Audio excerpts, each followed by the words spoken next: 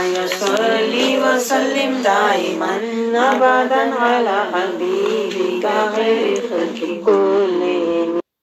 اعوذ باللہ من الشیطان الرجیم، بسم اللہ الرحمن الرحیم۔ اب ہم دورہ قرآن میں الحمدللہ آج ہمارا 25واں پارہ شروع ہوگا، لیکن اس دورہ قرآن سے ہم حاصل کیا کرنا چاہتے ہیں؟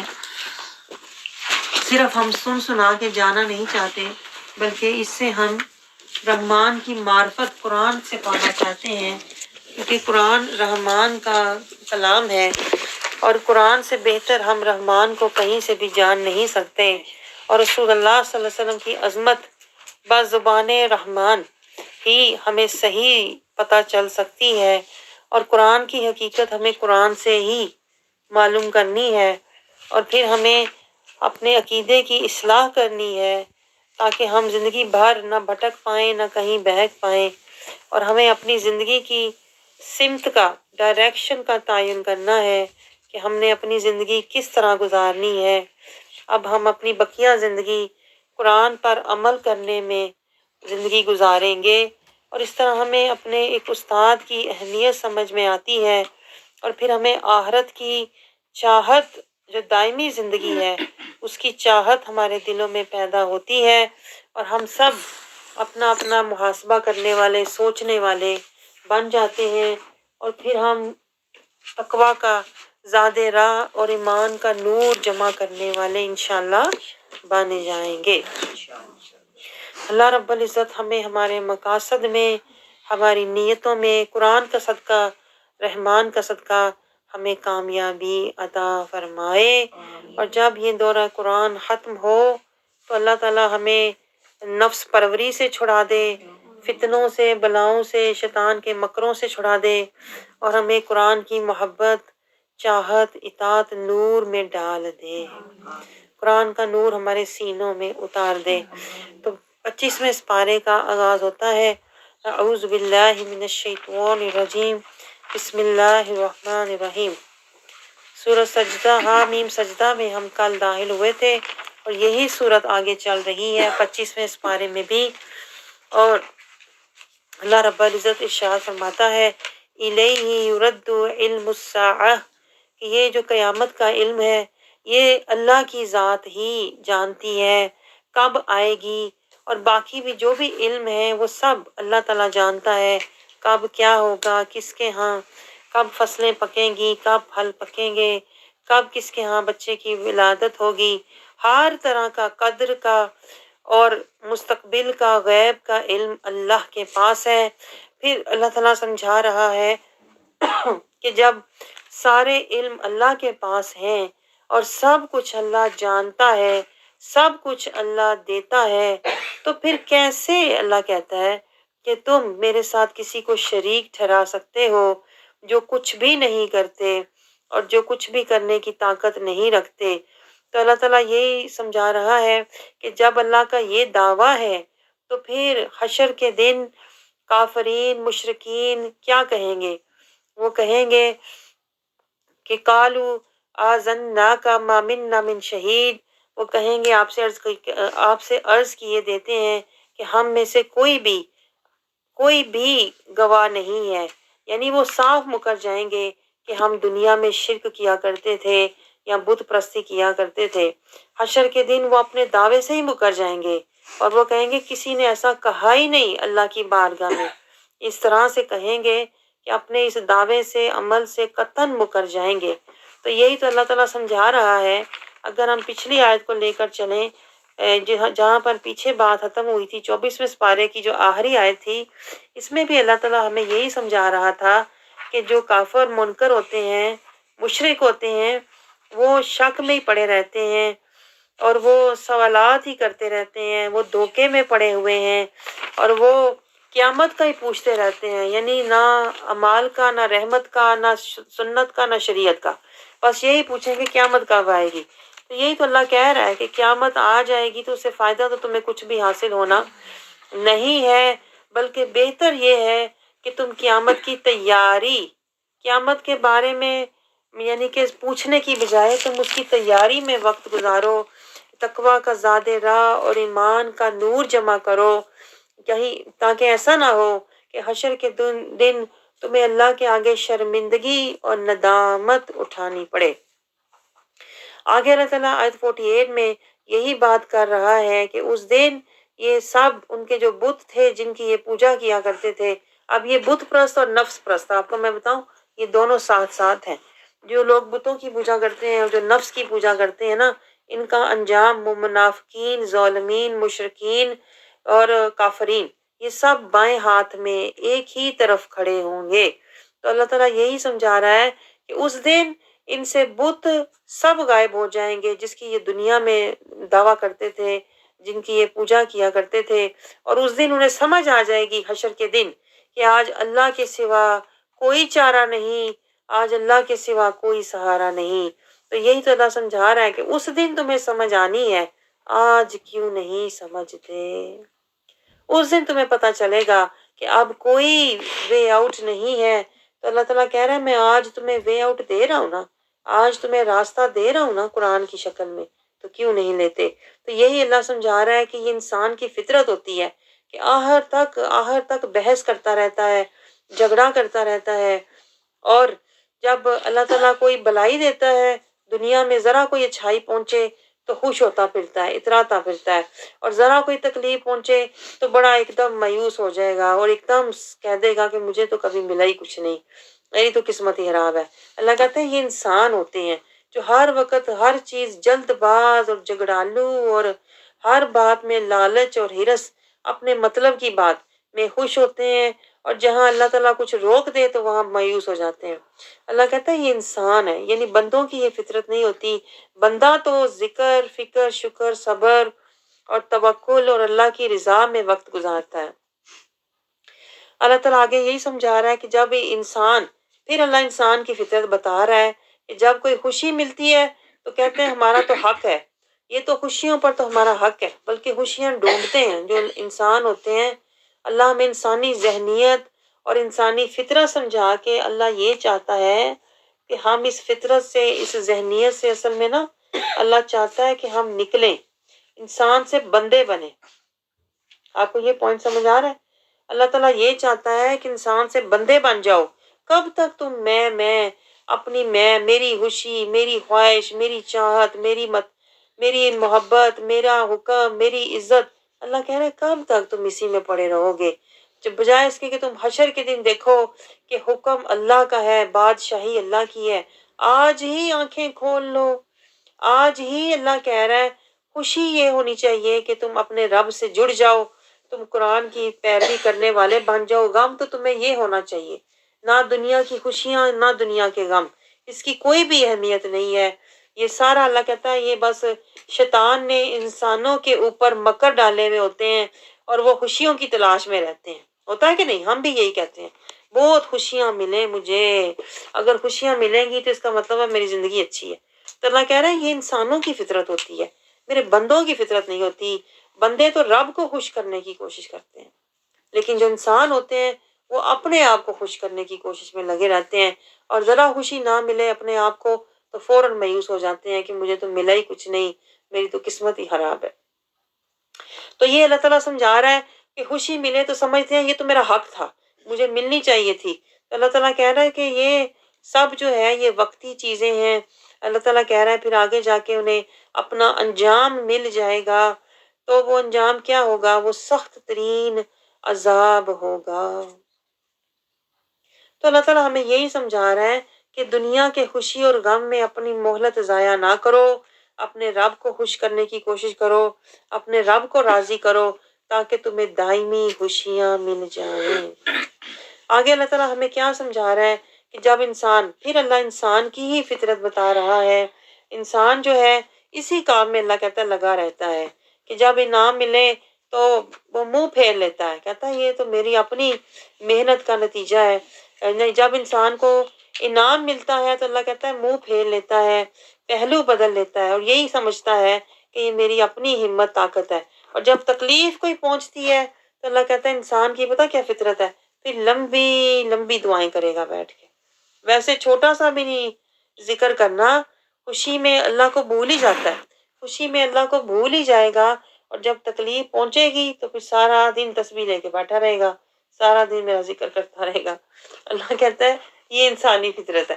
اللہ ہمیں فرق سمجھا رہا ہے اور ہمیں یہ کہہ رہا ہے کہ تم بندے بن جاؤ.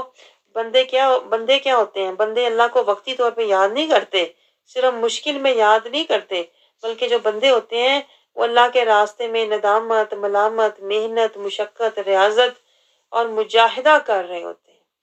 اور جو انسان ہوتا ہے وہ خوشی کی زندگی، اپنی من موجی زندگی گزارا ہوتا ہے.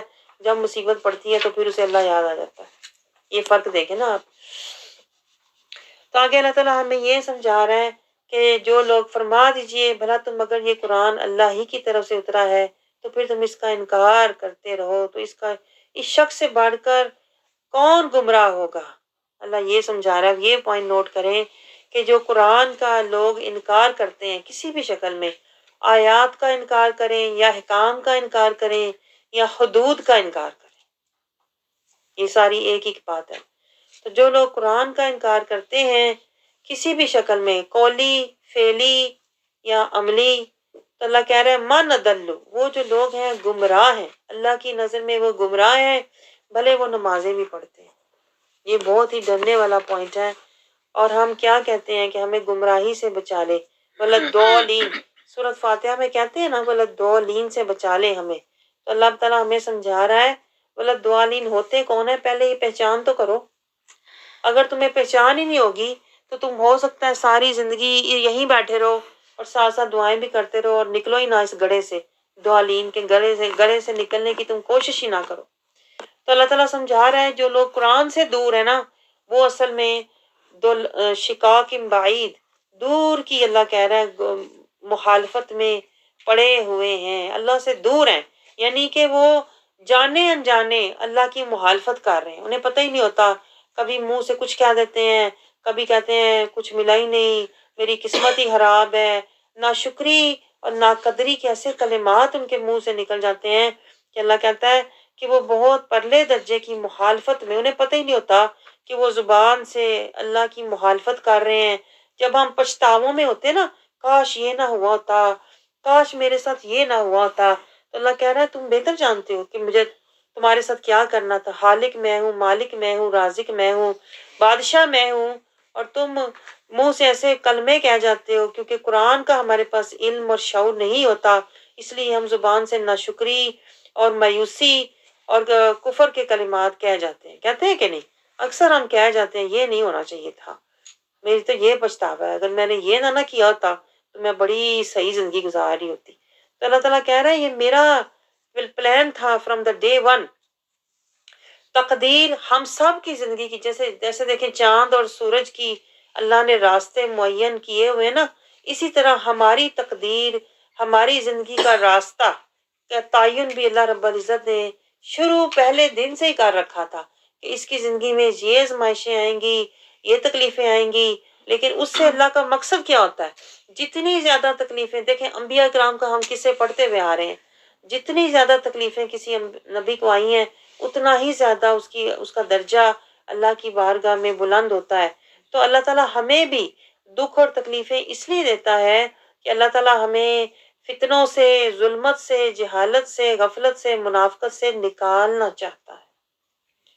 کیونکہ شیطان تو ہمیں ان گڑھوں میں ہی ڈالنا چاہتا ہے تاکہ ہم ان گڑھوں میں ساری زندگی بیٹھے رہیں پچھتاوے اور حسرتیں لے کر، اور اللہ کے پاس جب جائیں تو ہم شقاق بعید والے ہوں، اللہ کے مخالف ہو کر جائیں، اللہ کے ساتھ یعنی جہاد، ہم اللہ کو راضی کرنے کی بجائے اللہ کے باغی ہو کر جائیں. شیطان تو چاہتا ہی ہے کہ دنیا میں فساد کر کے جاؤ بجائے اس کے کہ تم اللہ کے راستے میں جہاد کر کے جاؤ. تو یہ اللہ ہمیں سمجھا رہا ہے کہ جو لوگ انکار کر رہے ہیں 53 آیت میں اور اینڈ 54 آیت میں اللہ تعالیٰ یہی ٹاپک وائنڈ اپ کر رہا ہے کہ جو انکار کر رہے ہیں وہ گمراہی میں پڑے ہوئے ہیں. اور اللہ کہہ رہا ہے دیکھو ہر طرف اللہ کی نشانیاں ہیں کہ نہیں. اللہ تعالیٰ یہ سمجھا رہا ہے کہ اگر تمہیں قرآن کی نہیں بھی سمجھ آتی تو کائنات کی تو سمجھ آتی ہے کہ نہیں. کتاب کو اگر تم نہیں بھی سمجھ پاتے تو اللہ کی کائنات بھی ایک کھلی کتاب ہے. تو اس کائنات میں دیکھ لو، اللہ کہہ رہا ہے کہ دیکھو آسمان، دیکھو زمین، دیکھو کون ہے جو سارا نظام چلا رہا ہے. اللہ کہہ رہا ہے یہ باہر اور تمہارے اپنے بدن کی بھی ایک کائنات ہے، ہمارے بدن کی بھی ایک پوری کائنات ہے. آپ کو پتا کہ اس میں بھی اللہ تعالیٰ کہہ رہا ہے دیکھو تمہارے جسم میں طاقت، ہمت، صحت، قابلیت، صلاحیت، تمہاری یاداشت، بصارت، یہ سارا نظام کون چلا رہا ہے؟ اللہ کہتا ہے یہ ساری نشانیاں ہی تو ہیں میری، وہی تو حق ہے جو یہ سارا نظام چلا رہا ہے. پھر بھی اللہ کہہ رہا ہے تمہیں سمجھ نہیں آ رہی، باہر کائنات میں میری نشانیاں، اندر تمہارے بدن میں میری نشانیاں، تو پھر کیا؟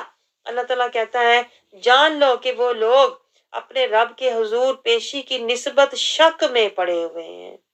اللہ کہتا ہے جنہیں یہ نشانیاں نظر نہیں آتی نا، نہ قرآن میں میری نشانیاں نظر آتی ہیں، نہ اپنے جسم میں انہیں نظر آتی ہیں، نہ کائنات میں نظر آتی ہیں، ایسے لوگ من کے اندھے ہیں اور یہ اپنے رب کے حضور پیشی میں انہیں شک ہے کہ ہماری ملاقات ہونی ہے، انہیں یقین ہی نہیں ہے کہ ہم اپنے رب کے پاس واپس لوٹنے والے ہیں.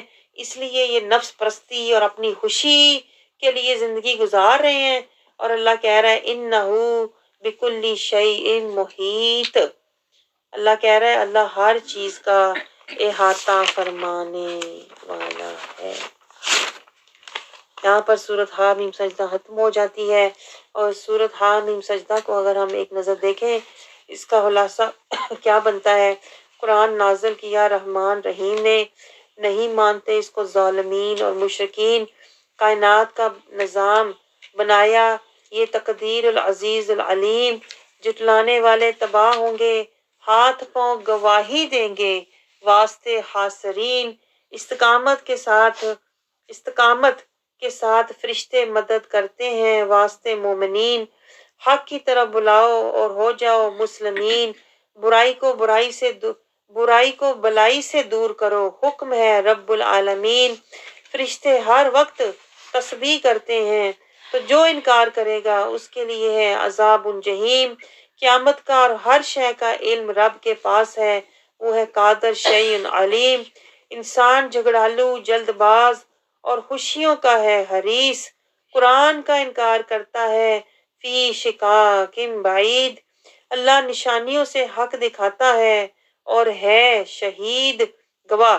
منافق اور کافر ملاقات سے شک میں ہیں اور بھول گئے ہیں انہو بکل شیء محیط. یہاں پر سورۃ حامیم کا یہ خلاصہ تھا. آگے سورۃ الشورى شروع ہوتی ہے. الشورى کا معنی یہی ہے کہ مشورہ کرنا. اس میں اللہ تعالیٰ کیا فرما رہا ہے؟ بسم اللہ الرحمن الرحیم. حامیم. سورۃ شورى کا آغاز ہوتا ہے حامیم عین سین قاف. اللہ تعالیٰ فرماتا ہے یہ قرآن کیا ہے؟ کذالک یوحی الیک. اللہ تعالیٰ دیکھیں ہر سورت کے آغاز میں یہی یاد دہانی کروا رہا ہے کہ یہ قرآن کیا ہے. کبھی کہتا ہے کتاب مبین، کبھی کتاب حکیم، کبھی اللہ کہتا ہے کہ یہ سلطان مبین. یعنی اللہ سارے شک اور شبے دور فرما رہا ہے تاکہ ہم اس قرآن سے دور نہ ہوں. لیکن ہم پھر بھی قرآن سے دور ہیں، ہے کہ نہیں؟ تو یہ کیوں دور ہے؟ ہم اس لیے دور ہیں کہ یہ شیطان کا فطور ہے سارا ہمارے اوپر چڑھا ہوا، اور وہ ہمیں دنیا میں رلاتا ہے، قرآن میں نہیں رونے دیتا. اور وہ دنیا سے ہمیں دکھی کرتا ہے، آیتیں عذاب کی دیکھ کے ہم دکھی نہیں ہوتے. یہ سارا شیطان کا فطور ہے، میں آپ کو بتاؤں، جس میں ہم زندگی گزار رہے ہیں. اور اس کی اصل وجہ پیچھے کیا ہے؟ کہ ہم نفس پرست ہیں، حق پرست نہیں. ہم اللہ کو جو وعدہ دے کے آئے ہوئے ہیں وہ وعدہ ہمیں یاد نہیں ہے. اللہ بربکم، تو وعدہ بھول گئے ہوئے ہیں. اس لیے شیطان جو ہے اس نے ہمیں اللہ کا ذکر یعنی قرآن بھی بھلا دیا ہوا ہے. تو اللہ بار بار یاد دلا رہا ہے. اب یاد تو ہمیں تب آئے نا جب ہمیں معنی پتا ہو کہ پڑھ کیا رہے ہیں. سی بات ہے کہ نہیں؟ اگر ہمیں معنی نہیں پتا تو ہم 10 بار بھی پڑھیں گے تو ہمیں کچھ سمجھ نہیں آئے گی کہ اللہ کہیں یاد دلا رہا ہے، کہیں ڈرا رہا ہے، کہیں بلا رہا ہے، کہیں ہمت دے رہا ہے، کہیں حوصلہ دے رہا ہے. کچھ پلے نہیں پڑے گا. تو یہ پتہ یہ بہت بڑا ظلم ہے جو ہم نے کیا ہوا ہے اس قرآن کے ساتھ، کہ ہم نے اس کو سمجھے بغیر طوطے کی طرح پڑھا ہوا اور کچھ بھی نہیں ہم نے اس پر عمل کیا ہوا. ابھی بھی وقت ہے. اللہ ہمیں اس ہمارے من پہ جو پردے شیطان نے برسوں کے ڈالے ہوئے ہیں نا، اللہ وہ جالے وہ مکر سارے اس نور سے ہٹا دے. تو جتنی توجہ سے آپ بیٹھیں گے نا جاگ کے اج جاگ ہی جاؤ، جاگ جاؤ تاکہ تمہیں جاگ لگ جائے. جو جاگتے ہیں نا پھر ان کو جاگ لگتی ہے. آپ سمجھ رہے ہیں؟ یہ بہت گہری بات ہے. یہ بات تم دساں گی کسانی کا یوں ہی لائک اللہ تعالیٰ فرماتا ہے، اللہ تعالیٰ فرماتا ہے آیت میں یاد دلا رہا ہے کہ یہ قرآن کیا ہے. دیکھیں اللہ تعالیٰ کیوں کہہ رہا ہے بار بار یو ہی الیک.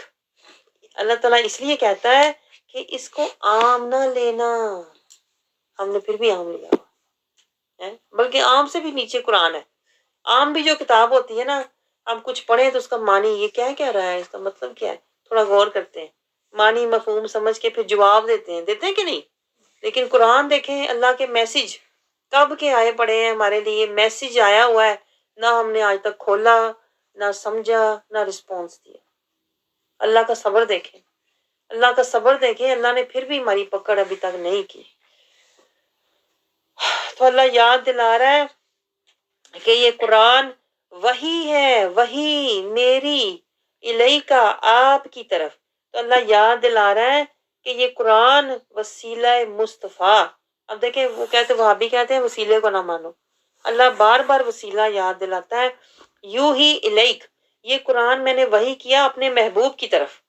اللہ نے کسی پہاڑ کی طرف نہیں کیا، کسی انسان کی طرف نہیں کیا، قلب مصطفیٰ صلی اللہ علیہ وسلم، قلب اطہر مصطفیٰ کی طرف اللہ کہہ رہا ہے الیکا آپ کی طرف ہم نے وحی کیا. اب جس کو بھی قرآن ملے گا قلب مصطفیٰ سے ملے گا. صدری، اس کو کہتے ہیں صدری علم. تو قرآن کا جو اصل میں یہ تو کتاب ہے نا، لیکن جو اصل اس قرآن کے معنی مفہوم اور اسرار و رموز جو ہے نا، وہ مدینے سے آتے ہیں. میں آپ کو بتاؤں آج بھی وہاں سے آتے ہیں، قلب مصطفیٰ سے صلی اللہ علیہ وسلم. کیونکہ قرآن اوریجنلی تو نازل قلب مصطفیٰ پہ ہوا ہے نا. تو جو اسرار و رموز انوار و تجلیات ہیں وہ رسول اللہ صلی اللہ علیہ وسلم کے قلب کے اندر ہیں. تو یہ جتنا بھی قرآن کا دنیا میں نور پھیلا ہوا ہے نا، یہ رسول اللہ صلی اللہ علیہ وسلم کے سینے کا نور ہے. تو اس لیے میں آپ کو پڑھاتی ہوں طوطے کی طرح، کیا فقیری، سیری، دلگیری، حضوری، تاکہ آپ ان کے در کے منگتے بن جائیں اور وہاں کا جو نور ہے وہ آپ کے قلب میں، سینے میں بھی آنا شروع ہو جائے. تو ورنہ کیا ہوتا ہے؟ ورنہ یہی حال ہوتا ہے جو ہمارا ہے. ہم قرآن اوپر سے گزر جاتا ہے، ہم نیچے بیٹھے رہتے ہیں، کچھ بھی اندر جاتا نہیں ہے. تو یہ ہے راز کی بات کہ رسول اللہ صلی اللہ علیہ وسلم کے وسیلے سے ہی ہم قرآن کو سمجھ سکتے ہیں. اس لیے نسبت مصطفیٰ بے حد ضروری ہے. یہ نوٹ کریں پوائنٹ. اگر ہم رسول اللہ صلی اللہ علیہ وسلم کی سنت، شریعت، طریقت، محبت، اطاعت اور اتباع میں زندگی نہیں گزار رہے نا، تو پھر ہم نفس پرست ہیں. اور جو نفس پرست لوگ ہوتے ہیں وہ ظالم ہوتے ہیں. اور جو ظالم بندہ جب قرآن پڑھاتا ہے تو نہ اسے خود کچھ آتا ہوتا ہے اور نہ وہ سننے والوں کو کچھ دے سکتا ہے. خود بھی وہ خسارے میں ہوتا ہے اور دوسروں کو بھی وہ خسارہ ہی دے گا. جیسے کہ ہو رہا ہے، گمراہی پھیل رہی ہے نا دنیا میں، اور وہ لوگ قرآن آگے رکھ کے ہی لوگوں کو گمراہ کر رہے ہیں. اب آپ کو سمجھ آ رہی ہے کہ یہ کیوں ہو رہا ہے؟ یہ بے ادبی اور گستاخی مصطفیٰ کا نتیجہ ہے کہ آج قرآن سے انہیں خسارہ مل رہا ہے. ورنہ قرآن تو نور کا خزانہ ہے، اللہ تک پہنچنے کا راستہ ہے. تو یہی تو اللہ تعالیٰ یاد دلا رہا ہے کہ میں نے اپنے محبوب کے قلب پر اتارا، یہ حکمت سے بھرا ہوا ہے. اور آگے اللہ تعالیٰ کیا فرما رہا ہے؟ اپنی عظمت، جو کچھ آسمانوں اور زمین میں ہے وہ سب اللہ کا ہے، اللہ کی مرضی ہے. یعنی اللہ یہ بتا رہا ہے، جیسے وہ کافر منکر جو مشرک ہوتے تھے وہ کہتے تھے یہ قرآن کسی امیر بندے پر کیوں نازل نہیں ہوا. اگر امیر پر نازل ہوتا، کوئی اس کے پاس دولت ہوتی تو ہم دیکھ کے متاثر ہوتے اور مان جاتے. تو وہ رسول اللہ صلی اللہ علیہ وسلم کو کہتے تھے کہ یہ سادہ عاجز فقیر بندہ، ہم اس کی کیوں مانیں، اس کے پاس ہے بھی کچھ نہیں اور عاجزی میں زندگی گزار رہا ہے. تو وہ اعتراض کرتے تھے. تو اللہ جواب دے رہا ہے کہ اللہ کی مرضی ہے، اللہ کی مرضی ہے. لہو ما فی السماوات و ما فی الارض، اللہ کہہ رہا ہے میری مرضی، زمین آسمان میرے ہیں، وَهُوَ الْعَلِيُّ الْعَظِيمُ، اللہ کہہ رہا ہے میری شان ایسی ہے، بلند مرتبت اور بڑا بڑا باعظمت ہے، یعنی اللہ جو چاہے فیصلہ کرے۔ اللہ کہہ رہا ہے تم کون ہوتے ہو اعتراض کرنے والے، تو تم اپنا کام دیکھو کہ تم کر کیا رہے ہو۔ اللہ کہہ رہا ہے میرے اوپر یعنی میرے رسول پر اور قرآن پر زبان کھولنے سے بہتر ہے کہ تم حق کے راستے میں اپنی زبان حق کے لیے چلاؤ، قرآن کو سمجھو۔ لیکن وہ کیا کرتے تھے؟ اللہ کہتا ہے یہ جو اللہ کے ساتھ شریک ٹھہراتے ہیں، آیت نمبر 5 میں اللہ کہتا ہے تم یہ دیکھو کہ تم کر کیا رہے ہو خود۔ اللہ کے ساتھ جو تم شریک ٹھہرا رہے ہو نا، اللہ کہتا ہے قریب ہے کہ غضب سے آسمان پھٹ جائے۔ یہ جو حرکت تم کر رہے ہو، اللہ کہہ رہا ہے یہ تو اللہ کا، وہ کہتے ہیں نا صبر ہے کہ اللہ برداشت کر رہا ہے۔ ایک تو ان کے طرح طرح کے مطالبے، طرح طرح کے تانے، اور اس پر اللہ کے ساتھ بھی کہتے ہیں نا بت پرستی۔ تو اللہ کہتا ہے میرے غضب سے آسمان پھٹ سکتا تھا، لیکن اللہ نے کیا، اللہ تعالیٰ کہہ رہا ہے میرے فرشتے اپنے، اللہ کہہ رہا ہے میرے فرشتے جو ہیں وہ ہر وقت میری تسبیح کرتے رہتے ہیں، اور تم کیا کر رہے ہو دنیا میں، کیا کیا حرکتیں تم کر رہے ہو۔ تو اللہ تعالیٰ یہ سمجھا رہا ہے کہ جو میرے جو فرشتے ہیں نا وہ ہر وقت میرا ذکر کرتے ہیں، اور وہ جو زمین پر اللہ کے مومن بندے ہیں نا، فرشتے، پیچھے ہم نے پڑھا تھا نا سورۃ مومن میں بھی کہ فرشتے ان کے لیے بخشش مانگتے رہتے ہیں۔ تو اللہ تعالیٰ کہہ رہا ہے یہ تو صدقہ ہے رحمت مصطفیٰ کا، فرشتوں کی تسبیحات کا، اور میرے مومن بندوں کی ذکر اور اطاعت کا، کہ جو اس طرح کے لوگ بچے ہوئے ہیں، جو مشرک ہیں، جو اللہ پر زبان درازی اور نبی کی بارگاہ میں گستاخی کرتے ہیں۔ آگے اللہ تعالیٰ ہمیں کیا سمجھا رہا ہے کہ جو اللہ کو چھوڑ کر بتوں کی پوجا کر رہے ہیں، اللہ کہہ رہا ہے آپ ان کے کوئی ذمہ دار نہیں ہیں، ان کو کرنے دیں۔ یعنی جو بت پرست ہے یا جو نفس پرست ہے، میں آپ کو بار بار یہ پوائنٹ سمجھانے کی کوشش کر رہی ہوں۔ والذی نتخذوا من دونہ، آیت نمبر 6 میں اللہ کہہ رہا ہے من دونہ، من دونہ کو غور کریں، یہ جو لفظ ہے نا یہ وہاں آتا ہے کہ ہم نے اللہ کا حکم اور آیت چھوڑ کر اپنی خواہش اور چاہت کو پورا کر لیا، اس کا مطلب ہے ہم من دونہ میں آ گئے ہیں۔ تو جب ہم اللہ کو چھوڑ کر بتوں کو یا نفس کے پیچھے چل پڑیں گے، تو پھر اللہ کہتا ہے جن لوگوں نے اللہ کو چھوڑ کر بتوں کو دوست اور کارساز بنایا ہے، اللہ تعالیٰ کہہ رہا ہے اللہ حفیظ علیہم، اللہ انہیں دیکھ رہا ہے، یعنی اللہ ان کو دیکھ رہا ہے، اور بہت جلد وہ اپنے انجام کو پہنچ جائیں گے۔ اور اللہ اپنے محبوب سے کہہ رہا ہے آپ ان پر وکیل نہیں ہیں، یعنی آپ ان کے مقدمے کے اور ان کے حالات کے ذمہ دار اور اعمال کے ذمہ دار آپ نہیں ہیں۔ کیونکہ رسول اللہ صلی اللہ علیہ وسلم پریشان ہوتے تھے کہ یہ لوگ کیوں حق نہیں مانتے، کیوں بتوں کی پوجا کرتے ہیں۔ تو اللہ اپنے محبوب سے کہہ رہا ہے، تسلی دے رہا ہے کہ آپ ان کے ذمہ دار نہیں ہیں، ان کو آپ میرے پہ چھوڑیں۔ آگے اللہ تعالیٰ ہمیں کیا سمجھا رہا ہے کہ اسی طرح ہم نے، اللہ تعالیٰ قرآن کے بارے میں مزید کہہ رہا ہے کہ ہم نے عربی زبان میں قرآن کی وحی کی، عربی زبان میں کی، کیونکہ ان کی زبان عربی تھی۔ تو دیکھیں یہ پوائنٹ نوٹ کریں، اللہ نے ان کی زبان عربی تھی اور عربی میں قرآن نازل کیا، تو پھر ہمیں بھی وہ زبان سیکھنے کی اتنی تو کوشش کرنی چاہیے کہ ہم قرآن کو سمجھ سکیں۔ آگے اللہ تعالیٰ کہہ رہا ہے لِتُنذِرَ أُمَّ الْقُرَىٰ، کہ تاکہ آپ ان کے رہنے والوں کو، مکے کے رہنے والوں کو، یہ اللہ تعالیٰ مکہ کو کہہ رہا ہے ام القریٰ، یعنی اللہ تعالیٰ کہہ رہا ہے یہ وہ پہلا شہر ہے جہاں میرا گھر ہے۔ ام القریٰ کا مطلب ہے جیسے ماں ہے، ام سے مطلب ہے ماں، تو جیسے اللہ کہہ رہا ہے یہ مکہ جو ہے یہ بیس ہے، یہاں میرا گھر ہے، یہاں بنیاد ہے، یہاں سے میں نے یعنی کہ ساری رحمتیں، برکتیں اور اللہ کے کلام کے انوار کا نزول ہونا شروع ہوا، تو اس لیے اللہ اس کو کہہ رہا ہے ام القریٰ، جہاں سے جاری ہوا اللہ کا رحمت اور نور۔ تو اللہ کہہ رہا ہے آپ یہاں کے رہنے والوں کو لِتُنذِرَ، ان کو ڈرائیں۔ دیکھیں تب بھی اللہ کہہ رہا ہے ام القریٰ کو، مکے کے رہنے والوں کو ڈرائیے۔ آج بھی دیکھیں مکے کے رہنے والوں کو ڈرنے کی ضرورت ہے، آج بھی وہ ایسی حرکتیں کر رہے ہیں کہ وہ قرآن سے اور رسول اللہ اور اللہ کے احکام سے دور جاتے جا رہے ہیں، تو تب بھی اللہ کہہ رہا ہے ان کو ڈرائیں۔ امن حولہا، اور جو ان کے ارد گرد ان کے پیچھے لگ گئے ہیں اور جو بے راہ روی یا قرآن سے دور ہو رہے ہیں نا، اللہ کہتا ہے ان کو بھی ڈرائیں۔ یوم الجمعی لا ریب فیہ، اس دن سے ڈرائیں جس دن اللہ کہہ رہا ہے سب کو میں جمع کروں گا، لا ریب فیہ، اس میں کوئی شک نہیں ہے۔ اللہ کہہ رہا ہے یہ بھولے ہوئے ہیں، یہ ام القرآ جو مکے والے ہیں نا، اور جو اس کے گردا گرد لوگ ہیں، یہ پوائنٹ نوٹ کریں۔ آج لوگ کہتے ہیں وہی کرو جو مکے میں ہو رہا۔ تو اللہ تو کہہ رہا ہے جو وہاں کے لوگوں کو اور اس کے ارد گرد جو لوگ قرآن سے دور جا رہے ہیں ان کو ڈراؤ کہ قیامت کا دن جب تمہارے رب کے پاس واپسی ہونے والی ہے، لا ریب فی، اس میں شک نہیں ہے۔ جیسے قرآن کی آیات میں شک نہیں ہے نا، اس طرح تمہاری واپسی تمہارے رب کے حضور ہونے والی ہے۔ تو مطلب کیا؟ مطلب یہ کہ قرآن کی طرف واپس آ جاؤ، واپس آ جاؤ۔ تم قرآن سے بہت دور جا چکے ہو، رسول اور قرآن کے احکام سے بہت دور جا چکے ہو، رحمان کی رضا سے بہت دور جا چکے ہو۔ تو اللہ کہہ رہا ہے یوم الجمعی، میں جمع کروں گا تمہیں، واپس لے کے آؤں گا۔ تو اللہ یاد دلا رہا ہے ابھی بھی وقت ہے، قرآن کی اصل، سنت اور شریعت کی اصل کو جمع کرو، کیونکہ ایک دن تمہیں میرے پاس واپس جمع ہونا ہے۔ قرآن میں شک نہیں، اس دن میں بھی شک نہیں۔ تو اللہ تعالیٰ ایک طرح سے انہیں وارننگ دے رہا ہے، اور جو ان کے پیچھے لگے ہوئے نا، جو کہتے ہیں سعودیہ کو فالو کرو، جی سعودیہ کو فالو کرو، اللہ انہیں بھی وارننگ دے رہا ہے۔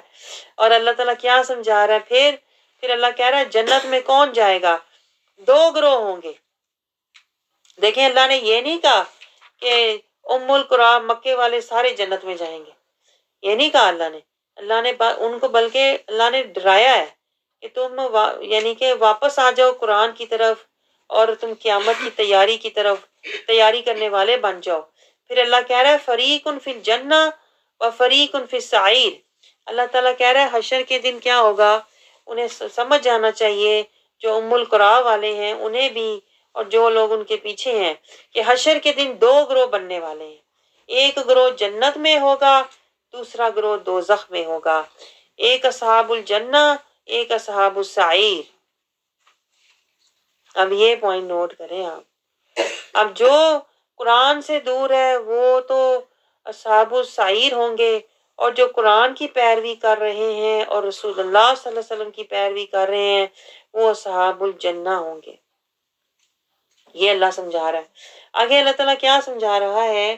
ہمیں مزید یہ بتا رہا ہے کیا کہ اگر اللہ چاہتا، تو اللہ کہتا ہے میں چاہتا تو میں سب کو ایک ہی، خود ہی ہدایت دے دیتا، ایک ہی امت بنا دیتا۔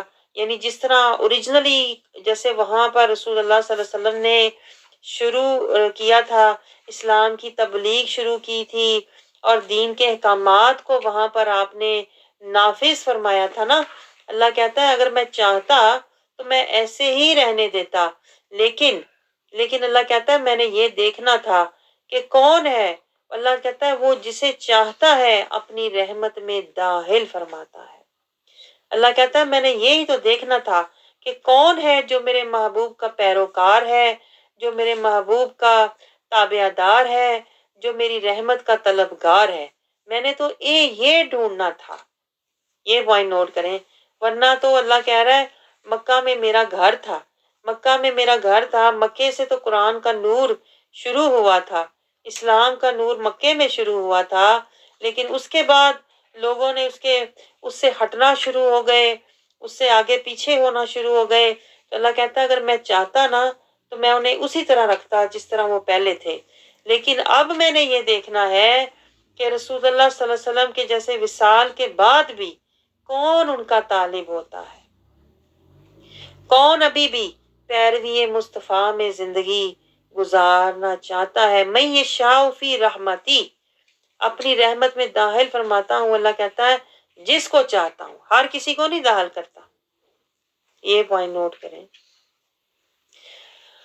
وَالظَّالِمُونَ مَا لَهُم مِّن وَلِيٍّ وَلَا نَصِيرٍ، اور جو لوگ قرآن سے دور ہٹ کے ہوئے ہیں اور رسول اللہ صلی اللہ علیہ وسلم سے دور ہٹ گئے ہوئے ہیں نا، اللہ کہہ رہا ہے کہ وہ لوگ ظالم ہیں، جو نفس پرست ہے نا، عیش و عشرت میں زندگی گزار رہے ہیں۔ عیش پرستی میں دیکھیں آج کون زندگی گزار رہا ہے، بڑے بڑے محلات میں، عیش والی زندگی جو گزار رہے ہیں نا، وہ ظالمون میں اللہ کہتا ہے شمار ہوتے ہیں۔ وہ ما لہم من ولی ولا نصیر، نہ ان کا کوئی دوست ہوگا نہ کوئی مددگار ہوگا۔ آگے اللہ تعالیٰ ہمیں کیا سمجھا رہا ہے؟ کیا انہوں نے اللہ کو چھوڑ کر بتوں کو اولیاء بنا لیا ہے؟ ام اتخذوا من دونہ اولیاء، انہوں نے رب کو چھوڑا ہوا ہے اور اولیاء بنا لیا۔ من دونہ ہی، لیکن پھر من دونہ ہی آیا ہے۔ من دونہ ہی کا مطلب ہوتا ہے اللہ کو چھوڑ کے کسی کو اپنا ساتھی بنانا، چاہے وہ کوئی انسان ہے اور گمراہ ہے، اور چاہے وہ بت ہے، دونوں کو اللہ کہہ رہا ہے من دونہ ہی۔ اللہ کو چھوڑ کے کسی کو اپنا ساتھی نہ بناؤ، اولیاء کسی کو نہ بناؤ۔ لیکن اس کا مطلب یہ تو نہیں کہ سارے اولیاء شیطان ہیں یا سارے اولیاء گمراہ ہیں، جو وہابیوں کا عقیدہ ہے۔ یہ وہابیوں کا عقیدہ ہے، وہ کہتے ہیں یہ دیکھو لکھا ہوا ہے کہ اولیاء جو ہیں وہ سارے بت ہیں آپ نے بنائے ہوئے۔ اللہ یہ نہیں کہہ رہا، یہ دیکھیں یہ لوگ آیتوں کو بھی غلط سمجھتے ہیں۔ اللہ کہہ رہا ہے مجھے چھوڑ کے، اللہ کو چھوڑ کے بتوں کو اولیاء نہ بناؤ۔ اللہ نے یہ نہیں کہا کہ سارے اولیاء بت ہیں، اللہ کہتا ہے بتوں کو اولیاء نہ بناؤ۔ اللہ نے یہ کہا ہے کہ شیطانوں کو اولیاء نہ بناؤ۔ اللہ نے یہ نہیں کہا کہ سارے شیطان اولیاء ہیں۔ اب دیکھیں آپ بات میں کتنا فرق آ جاتا ہے، کتنا فرق آ جاتا ہے، جیسے مجرم اور محرم، نقطے کا فرق، نقطے سے بات کہاں سے کہاں چلی جاتی ہے۔ تو اس طرح یہ لوگ کرتے ہیں، غلط نقطے اور غلط آیات کے مفہوم نکال کر خود بھی گمراہ ہیں اور دوسروں کو بھی گمراہ کر رہے ہیں۔ اللہ آگے خود کہہ رہا ہے فاللہ هو الولی، اللہ کہتا ہے میں خود ولی ہوں، اللہ ہی ولی ہے۔ اب کیا کہیں گے پھر آپ بتائیں؟ فاللہ هو الولی، اللہ ہی ولی ہے، اس کے دوست ہی اولیاء ہیں۔ وَهُوَ يُحْيِي الْمَوْتَى وَهُوَ عَلَىٰ كُلِّ شَيْءٍ قَدِيرٌ، اللہ کہہ رہا ہے اللہ ولی ہے اور وہی مردوں کو زندہ کرتا ہے اور اللہ ہر چیز پر قادر ہے۔ اب دیکھیں آیات کو صحیح سمجھنا، جس طرح اللہ نے ان کو بیان کیا ہے، یہ حق والوں کا کام ہوتا ہے۔ اس طرح ہوتا ہے، جو ظالم ہوتے ہیں وہ آیات سے خسارہ لیتے ہیں، غلط معنی نکال کے گمراہ ہوتے ہیں، اس کو خسارہ کہتے ہیں۔ آگے اللہ تعالیٰ ہمیں کیا سمجھا رہا ہے کہ جو یہ کام کر رہے ہیں نا، یہ جو آیات کے غلط مفہوم اور غلط معنی نکال رہے ہیں، پھر اللہ اس کے بارے میں کہہ رہا ہے اور تم جس امر میں اختلاف کرتے ہو اس کا فیصلہ اللہ ہی کی طرف سے ہوگا۔ دیکھیں یہ بہت ڈرنے کی بات ہوتی ہے جب اللہ کہتا ہے نا میں تمہارا، جیسے سپریم کورٹ کہے میں فیصلہ کروں گا، جس کا ہائی کورٹ فیصلہ نہ کرے، ہائی کورٹ کیا ہے؟ بارگاہ مصطفیٰ صلی اللہ علیہ وسلم۔ ہم تو ہاتھ جوڑ کے اپنا فیصلہ ہائی کورٹ سے کرواتے ہیں، ہم سپریم کورٹ میں نہیں جاتے، کیونکہ سپریم کورٹ سے جو حکم نافذ ہو گیا تو پھر تو آپ بچ نہیں سکتے، تو وہاں تو آگے کوئی رستہ ہی نہیں ہے، اس کے آگے تو آپ سمجھ رہے ہیں۔ اس لیے ہم تو ہمارے جو فیصلے ہیں، پیچھے بھی گزرا ہے سورہ نساء میں کہ مومنوں کے فیصلے رسول اللہ صلی اللہ علیہ وسلم فرماتے ہیں، اس دنیا میں فرما رہے ہیں رسول اللہ ہمارے فیصلے۔ لیکن جو لوگ رسول اللہ صلی اللہ علیہ وسلم کی عظمت کا انکار کر رہے ہیں اور قرآن کی حقیقت کو اس طرح نہیں بیان کرتے، پھر اللہ کہتا ہے انہوں نے جو گمراہیاں پھیلائی ہوئی ہیں نا، یہ جو اختلاف انہوں نے کیے ہوئے ہیں، من شیء فحکمہ الی اللہ، اللہ کہتا ہے پھر ان کا فیصلہ میں کروں گا، سپریم کورٹ اللہ جب کرے گا تو پھر اس کے آگے تو کوئی بچاؤ کی صورت ہو ہی نہیں سکتی۔ اللہ کہتا ہے یہی اللہ میرا رب ہے، پھر ان سے کہہ دو یہی اللہ میرا رب ہے، اسی پر میں نے بھروسہ کیا، علیہ توکلت و الیہ انیب۔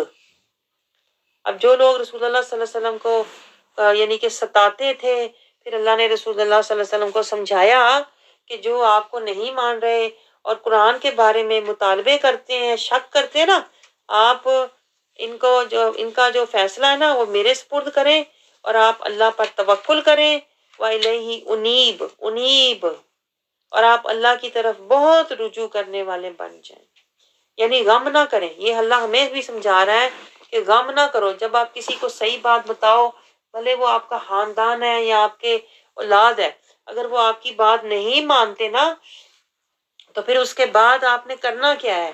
غم نہیں لگا کے بیٹھ جانا، نہ فکریں کرنی ہے جو کہ ہماری عادت ہوتی ہے. ہم نے کیا کرنا ہے؟ نہ جھگڑا کرنا ہے، نہ غم لگانا ہے. علیہ توکل، تو اپنے رب پر توکل کرنا ہے، اللہ کا ذکر کرنا ہے. وَإِلَيْهِ أُنِيبُ، ذکر یعنی انیب کا مطلب ہوتا ہے اپنے رب کو یاد کرنا ہے، اللہ کی طرف رجوع کرنا ہے، تاکہ اللہ دلوں کو پھیرنے والا ہے. ایسی بات ہے کہ نہیں؟ دلوں کو پھیرنے کی طاقت رحمان کے پاس ہے، کسی انسان کے پاس نہیں ہے. تو ہمیں رجوع اللہ، اللہ سمجھا رہا ہے. پھر آگے اللہ اپنی قدرت بتا رہا ہے کہ اللہ کیا ہے.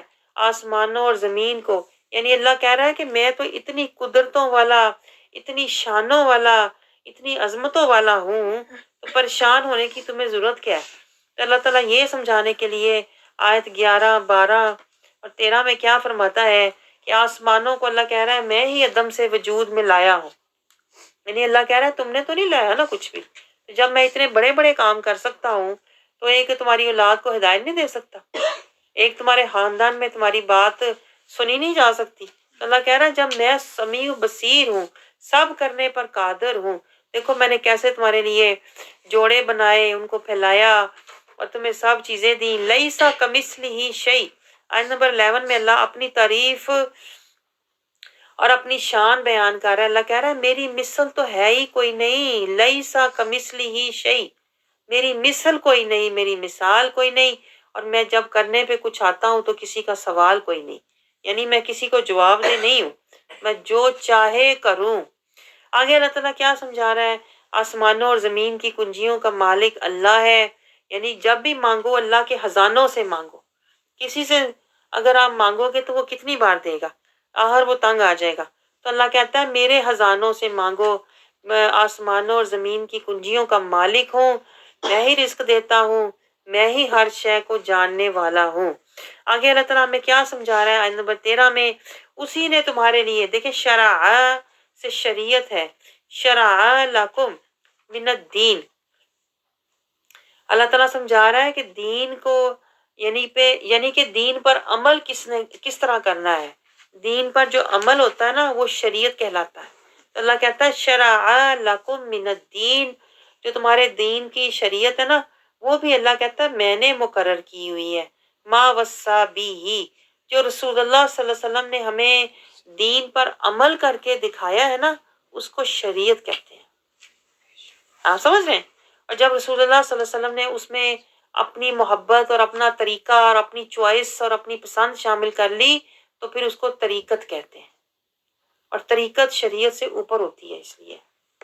اور پھر ہم رسول اللہ صلی اللہ علیہ وسلم کی ہم کریں گے پیروی تو اس کو اطاعت کہتے ہیں. شریعت، سنت، شریعت، طریقت، اطاعت. اور جب ہم یہ دیکھیں گے کہ رسول اللہ صلی اللہ علیہ وسلم ہمیں اللہ کی رضا کی طرف لے جا رہے ہیں تو پھر ہمیں رسول اللہ سے محبت ہونی چاہیے. دنیا میں کوئی آپ کو بچائے کسی مشکل سے تو آپ کہتے ہیں کتنا اچھا بندہ ہے. تو رسول اللہ صلی اللہ علیہ وسلم کی رحمت تو ہمیں قدم قدم بچا رہی ہے. تو آپ صلی اللہ علیہ وسلم سے محبت تو ہمیں سب سے زیادہ ہونی چاہیے. اور پھر رسول اللہ صلی اللہ علیہ وسلم کا ہم جب اتباع کریں گے، جیسے قرآن کا اللہ نے حکم دیا ہے، تو آپ ہمیں اللہ کی رضا تک، تو آپ صلی اللہ علیہ وسلم ہمیں اللہ کی رضا تک لے جائیں گے. تو یہ اللہ ہمیں سمجھا رہا ہے کہ جو پہلے نبی تھے ان پر بھی میں نے اسی طرح شریعت اور اسی طرح نبی کا وسیلہ میں نے ان قوموں کو دیا تھا. نوح علیہ السلام، ابراہیم علیہ السلام، موسیٰ علیہ السلام، عیسیٰ علیہ السلام، سب کو ان اقیم الدین، ان سب کو میں نے یہ کہا تھا کہ اس دین کو قائم کرو. اقیم الدین، دین پر قائم رہو اور دین کو قائم بھی کرو. اب دیکھیں ہمیں اقیم الصلاۃ تو ہم نے کتنی بار پڑھا ہوا ہے کہ نہیں؟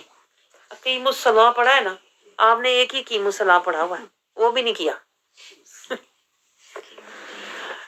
الے اور بھی ہیں نا اقیمو کے چیزیں جو آپ نے نہیں کی ہوئی. اقیم المیزان، اقیم الوزن، اقیم الدین. تو یہ ساری چیزیں اللہ کہہ رہا ہے دھیرے دھیرے. دیکھیں آیت نمبر 25 میں کہیں جا کے آیا ہے کہ پہلے اللہ یہی کہتا رہا اقیم الصلاۃ، اقیم الصلاۃ. اب اللہ کہہ رہا ہے اقیم الدین، اس دین کی باؤنڈری کو، جیسے ہوتا ہے نا اپنے ارد گرد چار دیواری، اس دین کی چار دیواری کو اپنے ارد گرد قائم رکھو. کیونکہ دین کی چار دیواری ہوگی تو ہی اقیم الصلاح ہوگی. لیکن ہم نے تو نہ نماز کو کھڑا کیا ہے، نہ ہم نے دین کی چار دیواری کو کھڑا کیا ہے، اور نہ ہم خود دین پر کھڑے ہوئے ہیں. کہیں ہم سوئے ہوئے ہیں، کہیں ہم گرے ہوئے ہیں، کہیں ہم بیٹھے ہوئے ہیں. ادھر بھی ہم سو جاتے ہیں. ہونا تو یہ چاہیے کہ آپ اقیم کھڑے ہو کے جب آپ سنیں گے نا، پھر نہیں آپ کو نیند آئے گی، کیونکہ آپ کو پتا ہے نیند آئے تو میں گر جاؤں گی. تو اس لیے اللہ بھی کہہ رہا ہے اقیم الدین، اس دین کو قائم کرو. ہمیں پتا دین قائم کرنے کا کوئی پتہ نہیں. ہم تو کبھی اندر تو کبھی باہر، اسی لیے تو ہم اندر باہر ہوتے رہتے ہیں، کیونکہ ہم نے اس کی دیواریں اپنے ارد گرد، ہم نے چار دیواری دین کی اپنے ارد گرد ہم نے قائم کی نہیں ہوئی. اس لیے ہم من موجی، جب دل کیا اندر آ جاتے ہیں، جب دل کیا باہر چلے جاتے ہیں. جب ذرا بچے باہر لڑک گئے، جب رشتے دار آئے تو اندر آ گئے، جب کوئی مرا تو اندر آ گئے، جب کوئی خوشی ہوئی تو باہر نکل گئے. اس طرح ہم نہ چھلانگے اندر باہر لگا رہے ہیں، بندروں کی طرح بھی بندے نہیں بنے. تو اقیم الدین، اللہ کہہ رہا ہے اقیم الدین کرو تاکہ تمہاری اقیم الصلاح ہو، تاکہ تم خود بھی دین پر قائم رہنے والے بن جاؤ. اور پھر تم اقیم الوزن، اقیم بالقسط، تم انصاف پر بھی قائم رہنے والے ہو جاؤ، اور تم وزن قائم کرنے والے بھی بن جاؤ. وزن قائم کرنا کیا ہوتا ہے؟ یعنی کہ اچھی بات کرو، ناپ تول کے اچھا بولو، کسی کو ساتھ برا نہ، کسی کا حق ادا کرنا ہے نا تو پورا دو. اقیم الوزن یہ ہوتا ہے پورا حق دو کسی کو. اقیم القسط، انصاف کی بات کرو. لیکن ہمیں تو پتہ ہی نہیں کہ یہ چیزیں بھی قائم کرنی ہے. ہم نے تو شروع سے بس یہی پڑھا ہوا ہے کہ بس نماز ہی پڑھنی ہے. ہم نے تو دین کا نا بس ایک کونا پکڑ کے نا، کونا ٹکڑا تو ہم لے کے بھاگے ہوئے ہیں، پتہ نہیں کدھر. ولا تتفرقوا فی، حالانکہ اللہ کہہ رہا ہے اس میں تفرقہ نہ ڈالو. میں آپ کو بتاؤں تفرقہ ہی تو ہم نے ڈالا ہوا ہے. آپ کو بتاؤں میں کوئی چیز ہم ادھر کھینچ کے لے گئے ہوئے ہیں، کوئی ادھر کھینچ کے لے گئے ہوئے ہیں. یعنی جس طرح اللہ نے کہا تھا نا جہاں رکھو جو چیز جہاں رکھو، اس طرح نہیں ہم کر رہے. آپ سمجھ رہے ہیں؟ نماز قائم کرنے کی بجائے نماز بس پڑھ کے دوڑ جاتے ہیں، قرآن سمجھنے کی بجائے قرآن پڑھ کے دوڑ جاتے ہیں، اور روزہ سے نفس کشی کرنے کی بجائے بس فاقہ کشی کر کے بیٹھے رہتے ہیں. حالانکہ اللہ کہہ رہا ہے نفس کشی کرو. تو ہم نے دین میں بڑا تفرقہ ڈالا ہوا ہے. میں آپ کو بتاؤں تفرقہ ہوتا ہے تباہی. ہم نے اپنے دین کی خود تباہی کی ہوئی ہے. اس لیے آج آپ دیکھیں پوری دنیا میں اگر کوئی ذلیل ہے تو مسلمان، اگر تباہ ہیں تو مسلمان. کیوں ہے؟ کیونکہ مسلمانوں نے اپنے دین کو خود تباہ کیا ہوا ہے. تو پھر اللہ نے مسلمانوں کو بھی تباہ کیا ہوا. آپ کو سمجھ آ رہی ہے؟ اور اللہ تو کسی پر ظلم کرتا ہی نہیں ہے. اللہ تو کسی پر ظلم کرتا ہی نہیں ہے. اب آپ کو سمجھ آیا کہ اقیم الدین نہ کرنے کا نتیجہ ہے کہ آج مسلمان ہر جگہ ذلیل ہو رہے ہیں. اور یہ پیچھے آیتیں گزری ہیں. اللہ کہتا ہے اگر تم میرے دین پر نہیں چلو گے تو میں تم پر مسلط کر دوں گا ایسے لوگوں کو جو ظالم ہوں گے اور جو تمہیں اذیت دیتے رہیں گے. مسلمانوں کو اذیت دیتے رہیں گے، ایسے لوگ ان پر مسلط ہو جائیں گے. یعنی کہ انہیں پھر اللہ تعالیٰ کہتے ہیں نا ان سے عزت، سکون، برکت، رحمت سب چھین لیتا ہے کہ وہ بھی مارے پھرتے ہیں روٹی کے لیے اور رزق کے لیے.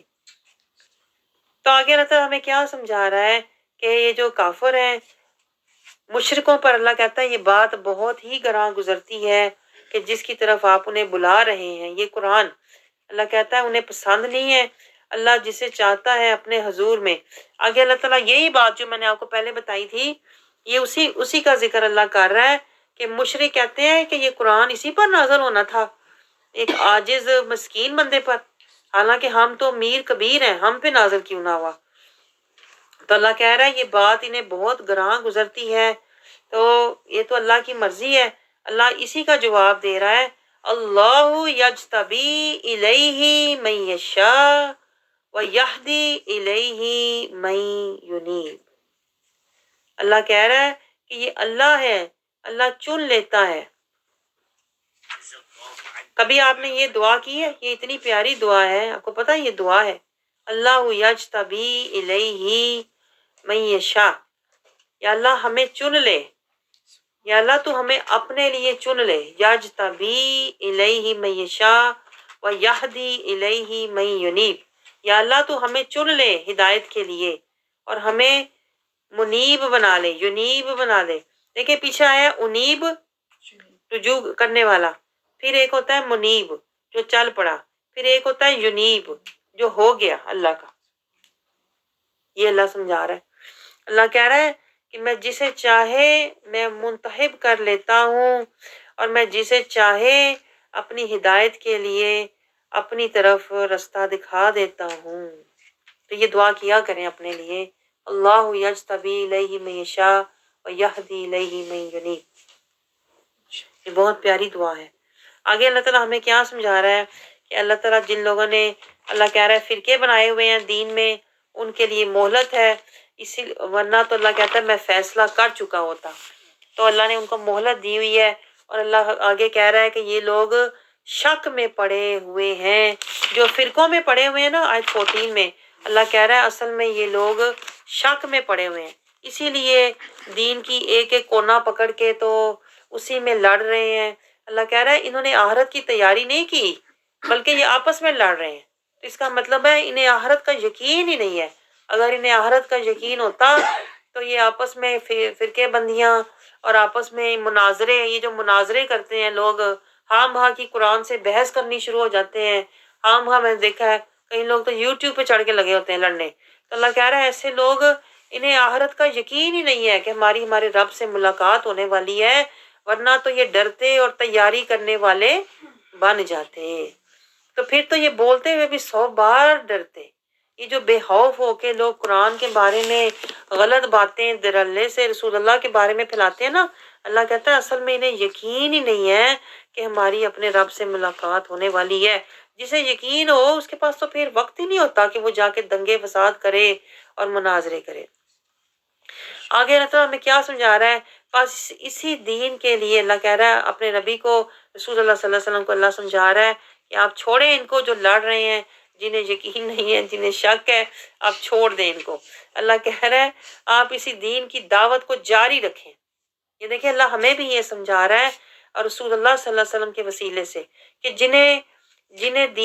جنہیں آخرت کا شک ہے، اللہ سے ملاقات کا یقین نہیں ہے، آپ ان لوگوں کو چھوڑ دیجیے۔ دیکھیں اکثر لوگ جو ہے نا ایسی چیزیں دیکھتے رہتے ہیں جہاں پہ لوگ بحث کر رہے ہیں اور مناظرے کر رہے ہیں اور مجادلے کر رہے ہیں۔ اللہ کہہ رہا ہے ایسی چیزوں کے پیچھے نہ جاؤ، ایسے لوگوں کے پیچھے نہ جاؤ، بلکہ آپ کیا کرو؟ اللہ تعالیٰ کہتا ہے دین کے راستے پر چلو، فاستقم کما امرت، آپ بس وہی کریں جس کا آپ کو حکم دیا جا رہا ہے، اس پر قائم رہیں، جس کا آپ کو حکم دیا جا رہا ہے اس پر قائم رہیں، جس دین کا آپ کو حکم دیا جا رہا ہے آپ اس پر قائم رہیں، جو آپ پر وحی کی جا رہی ہے اس پر قائم رہیں۔ اللہ تعالیٰ دیکھیں اپنے محبوب کے وسیلے سے ہمیں سمجھا رہا ہے کہ آپ اس پر چلیں جس کی آپ کو وحی کی جا رہی ہے۔ یہ اللہ ہمیں بھی سمجھا رہا ہے کہ یعنی جو قرآن میں ہے نا اس کے پیچھے چلو۔ وَلَا تَتَّبِعْ أَهْوَاءَهُمْ، یہ نوٹ کریں لفظ باری باری، وَلَا تَتَّبِعْ أَهْوَاءَهُمْ، پیروی نہ کریں ان لوگوں کی جو اپنی خواہشات کے پیچھے لگے ہوئے ہیں۔ اللہ ہمیں کیا سمجھا رہا ہے؟ اپنی خواہشات کے پیچھے نہ جاؤ، اور جو لوگ اپنی خواہشات کے پیچھے چل رہے ہیں قرآن کے پیچھے نہیں چلتے، اللہ کہتا ہے ایسے لوگوں کے پیچھے نہ جاؤ، اپنا وقت ضائع نہ کرو۔ اور اللہ ہمیں سمجھے، جب اہم بات آتی ہے اب دھیان سے سنا کریں، یہ بہت اہم آیت ہے جو میں آپ کو پڑھ کے سنا رہی ہوں۔ اللہ کہہ رہا ہے اپنی خواہشات کے پیچھے نہ جاؤ، اور جو لوگ خواہشات کے پیچھے چلتے ہیں ان کے پیچھے نہ جاؤ۔ یہ دیکھیں آپ کتنا گہرا پوائنٹ ہے۔ اور اللہ کہہ رہا ہے فرما دیجئے جو کتاب بھی اللہ نے اتاری ہے میں اس پر ایمان لاتا ہوں۔ اب جو بھی آپ کی زندگی میں دیکھیں، آپ کے گھر میں، آپ کی زندگی میں، خاندان میں، جو بھی کوئی بندہ آپ کو کہتا ہے جیسے میں کہتا ہوں ویسے کرو، تو نہیں کرنا چاہیے، آپ کو پتہ ہے، انلیس کہ وہ قرآن میں ہو۔ unless کہ وہ شریعت میں ہو. اگر وہ سنت اور شریعت میں ہے، قرآن کی آیات میں ہے تو پھر تو کرو. اگر وہ قرآن شریعت اور سنت میں نہیں ہے نا تو پھر اللہ کہتا ہے وَلَا تَتَّبِعْ أَهْوَاءَهُمْ.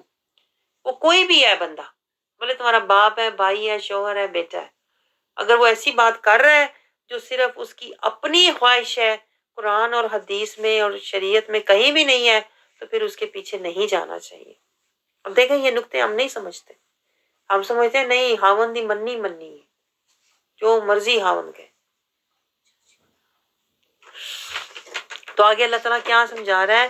اس قرآن پر اللہ کہتا ہے اس قرآن پر ایمان لاؤ. بما انزل اللہ من کتاب، جو اس کتاب میں ہے اس پر ایمان لاؤ.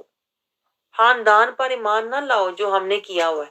اس لیے ہم ساری زندگی دنگے فساد میں، لڑنے جھگڑنے میں، صفائیاں پیش کرنے میں اور اسی طرح کر گزار دیتے ہیں. تو اللہ کہتا ہے وقت تو میں نے تمہیں دیا تھا، قرآن پر ایمان لاؤ. اور اللہ اپنے محبوب کے وسیلے سے سمجھا رہا ہے، مجھے حکم دیا گیا ہے کہ میں تمہارے درمیان عدل اور انصاف سے اللہ تعالیٰ کہتا ہے کام لو. نہ کسی کے ساتھ زیادتی کرو، نہ کسی پر ظلم کرو. اللہ ہمارا رب ہے، وہی تمہارا رب ہے. یعنی اللہ ہمارا رب ہے. اللہ کہہ رہا ہے جو لوگ قرآن پر عمل نہیں کرتے ان سے پیچھے ہٹ جاؤ اور انہیں کرنے دو اپنے عمل جو وہ کر رہے ہیں. اللہ ہی ذمہ دار ہے، اللہ دیکھ رہا ہے. تو اللہ کہہ رہا ہے ایسے لوگوں کے ساتھ بحث نہیں کرنی چاہیے، ان کے درمیان کوئی بحث نہ کرو. اللہ کہہ رہا ہے میں بہت جلد تم سب کو میری طرف تم سب نے لوٹنا ہے. لیکن ہم کیا کرتے ہیں؟ ہم تو کہتے ہیں میں کھڑے ہو کے نتارا کر کے جانا، میں صحیح ہوں، میں دس کے جانا، میں ثبوت بہا کے جانا، میں منہ تکرا کے جانا. اللہ کہتا ہے جھگڑا کرو ہی نہ. یہ سب اس لیے ہم کرتے ہیں، میں آپ کو بتاؤں، یہ لڑائیاں، یہ دنگے، یہ فساد، کیونکہ ہم قرآن سے دور ہیں. اس لیے ہم کھڑے ہو کے لڑنا شروع ہو جاتے ہیں کہ میں نے اپنا صفائی پیش کرنی ہے کیونکہ میں سچ کہہ رہی ہوں. اللہ کہہ رہا ہے تو سچ کہہ، لیکن تو لڑ کسی کے بھی نہ ساتھ. جو تیرے سے لڑے اسے کہے ہاں بھائی تو آپ کری جائیں اپنا عمل، ہم نے تو قرآن اور سنت اور شریعت سے نہیں ہٹنا. تو اللہ کہتا ہے انہیں پتہ لگ جائے گا جب یہ میرے پاس واپس لوٹیں گے. اور جو لوگ اللہ کے دین کے بارے میں جھگڑتے ہیں، جو لوگ جھگڑتے ہیں، آج دیکھیں لوگ چھوٹی چھوٹی بات پہ بحث کرنی شروع ہو جاتے ہیں. دین سے شروع ہو کے تو کہاں پہنچ جاتے ہیں. تو اللہ کہہ رہا ہے جو لوگ جھگڑتے ہیں بعد اس کے، اللہ کہتا ہے قرآن آ چکا، بعد اس کے کہ قبول کر لیا انہوں نے کیا گیا، قبول کر لیا گیا ان کی بحث تکرار ان کے رب کے نزدیک باطل ہے. یعنی اللہ یہ سمجھا رہا ہے کہ اسلام قبول کرنے کے بعد، جب تم نے اسلام قبول کر لیا ہے، جب قرآن اور اسلام، قرآن بھی ایک ہے اسلام بھی ایک ہے، تو بحث کس بات کی ہے؟ یہ پوائنٹ نوٹ کریں. جو لوگ بحث کرتے ہیں نا اور لڑائیاں کرتے ہیں، وہ ساری نفس کی لڑائیاں ہوتی ہیں. آپ کو پتہ ہے وہ سارے شیطان کے مکر ہوتے ہیں. تو اللہ کہہ رہا ہے جب قرآن اور اسلام تم نے مان لیا ہے تو پھر بحث اور تکرار ان کے رب کے نزدیک باطل ہے. اللہ کہتا ہے پھر تمہیں حق نہیں پہنچتا کہ جب قرآن ایک بات کہہ رہا ہے اور تم کہہ رہے ہو کہ میں نے وہ کرنی نہیں ہے، اگر تم ایسا کرو گے تو اللہ کہہ رہا ہے پھر اس پر اللہ کا غضب ہے. اب ہمیں کہتے ہیں، آپ سوچیں ذرا یہ پوائنٹ، ہم روز نماز میں اللہ کو کہتے ہیں غیر المغضوبی، ہیں کہتے ہیں کہ نہیں کہ ہمیں وہ نہ بنا جو جن پر تیرا غضب نازل ہوا. اور ہم یہ سمجھ رہے ہیں وہ یہودی ہیں صرف. اور یہودیوں پہ غضب پتہ کیوں ہوا تھا؟ کہ وہ تورات لے کے بھی نہیں مانتے تھے، اپنے نبی کی نافرمانی کرتے تھے اور تورات کے احکام کو نہیں مانتے تھے. اس لیے اللہ کہہ رہا ہے ان پر اللہ کا غضب ہوا. اس لیے ہم ہر نماز میں کہتے ہیں غیر المغضوبی، اللہ ہمیں ان جیسا، جس طرح ان پر غضب نازل ہوا ہمیں ان جیسا نہ کرنا. لیکن عملی طور پر ہم کیا کر رہے ہیں یہ بتا دیں آپ مجھے. عملی طور پہ ہم کیا کر رہے ہیں؟ جھگڑ رہے ہیں کہ نہیں؟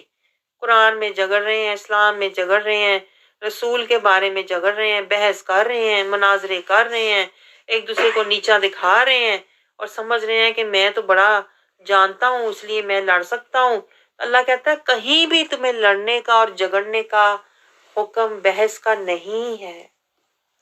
اگر ہم لڑنے لگ گئے، آپس میں بحث کرنے لگ گئے قرآن کے بارے میں، تو پھر اسی میں سارا وقت ضائع ہو جائے گا. اور یہی طریقہ تھا یہودیوں کا، وہ عمل نہیں کرتے تھے، وہ بحث کرتے تھے، اور پھر کیا ہوا، مہلت اسی میں ضائع ہو گئی، اور وہ پھر اللہ کے غضب کا شکار ہو گئے۔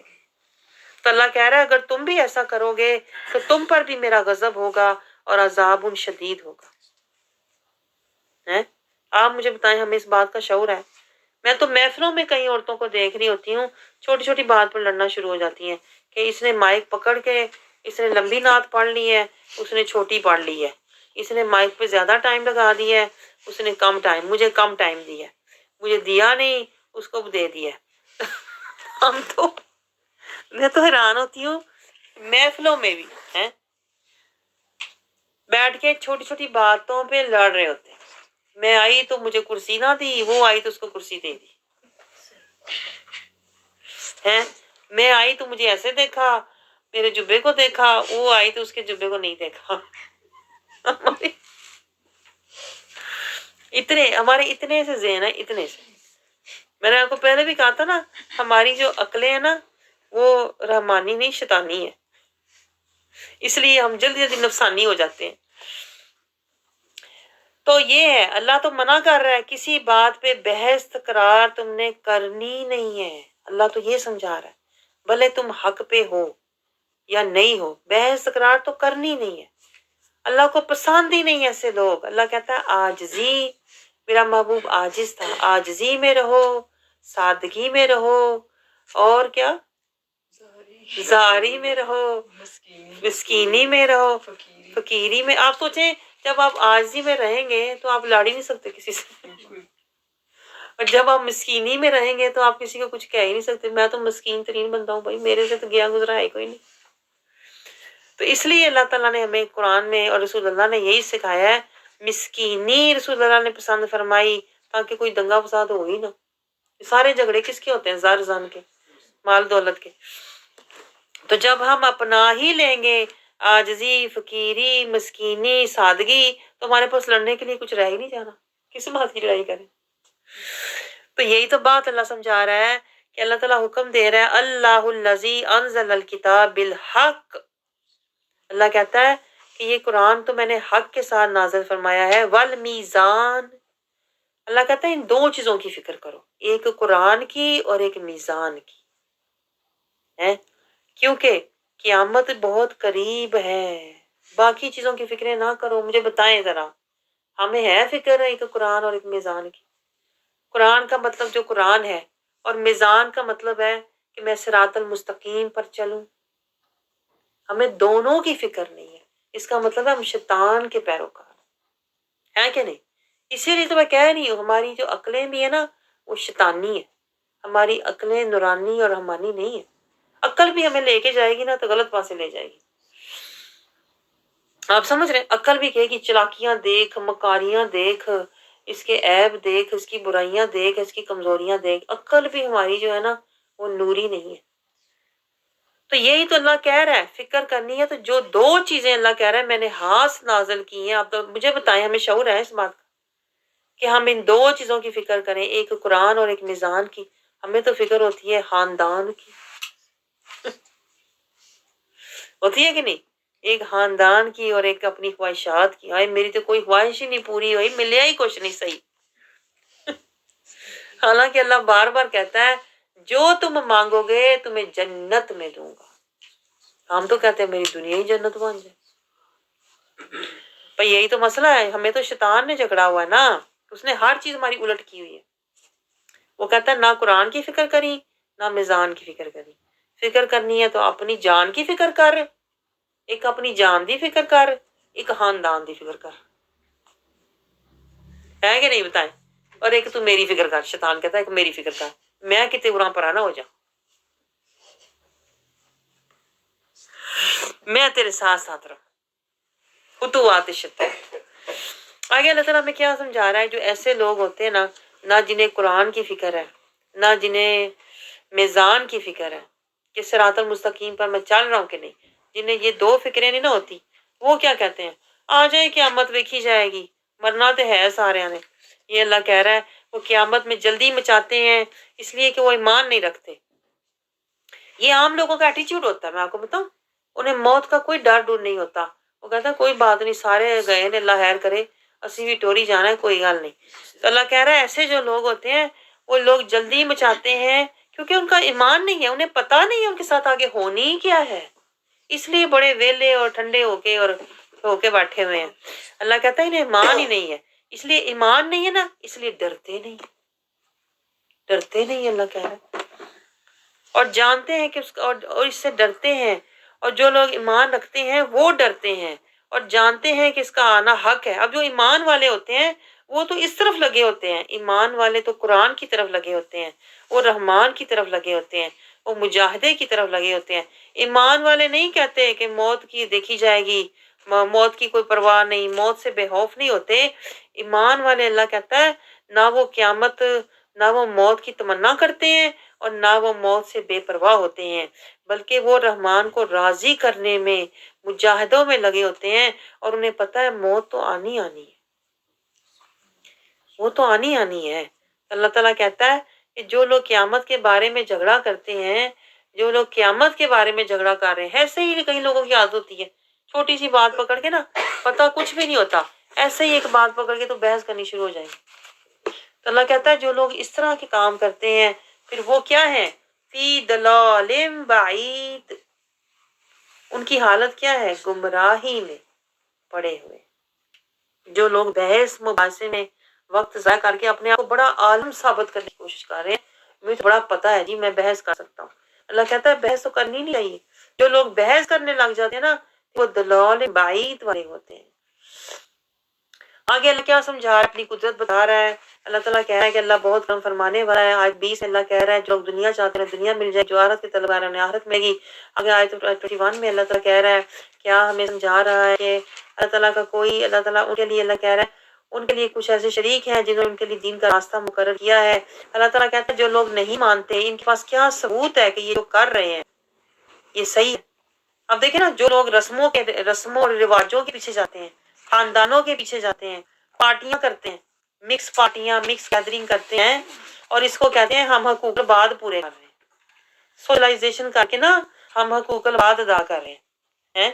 پورا مہینہ ٹولکیاں رکھی ہوئی ہیں, ہفتہ ہفتہ مہندیاں چل رہی ہیں, پھر ایک دوسرے کے گھروں میں پارٹیاں ہو رہی ہیں, عید ملن پارٹیاں کیا ہے, عید نائٹ سیلیبریٹ ہو رہی ہے, چاند رات. یہ کہاں, اللہ کہہ رہا ہے یہ جو انہوں نے بنائی ہوئی ہیں چیزیں, یہ اللہ کہہ رہا ہے کیا ان کے لیے کچھ ایسے شریک ہیں جنہوں نے ان کے لیے شرعو لہم, دیکھیں شرعو شریعت, شرعو کا مطلب ہوتا ہے یہ جو شروعات تم نے کی ہوئی ہے, یہ جو مہندیاں, یہ جو پارٹیاں, یہ جو چاند راتیں تم نے رسمیں بنائی ہوئی ہیں, یہ شرعو لہم من الدین, اللہ کہتا ہے یہ تم نے کہاں سے لی ہیں, معلم یعظم بہ اللہ, اللہ کہتا ہے میں نے یہ نہیں کہا, میں نے تو کہیں نہیں اس کا حکم دیا ہوا کہ تم یہ کرو.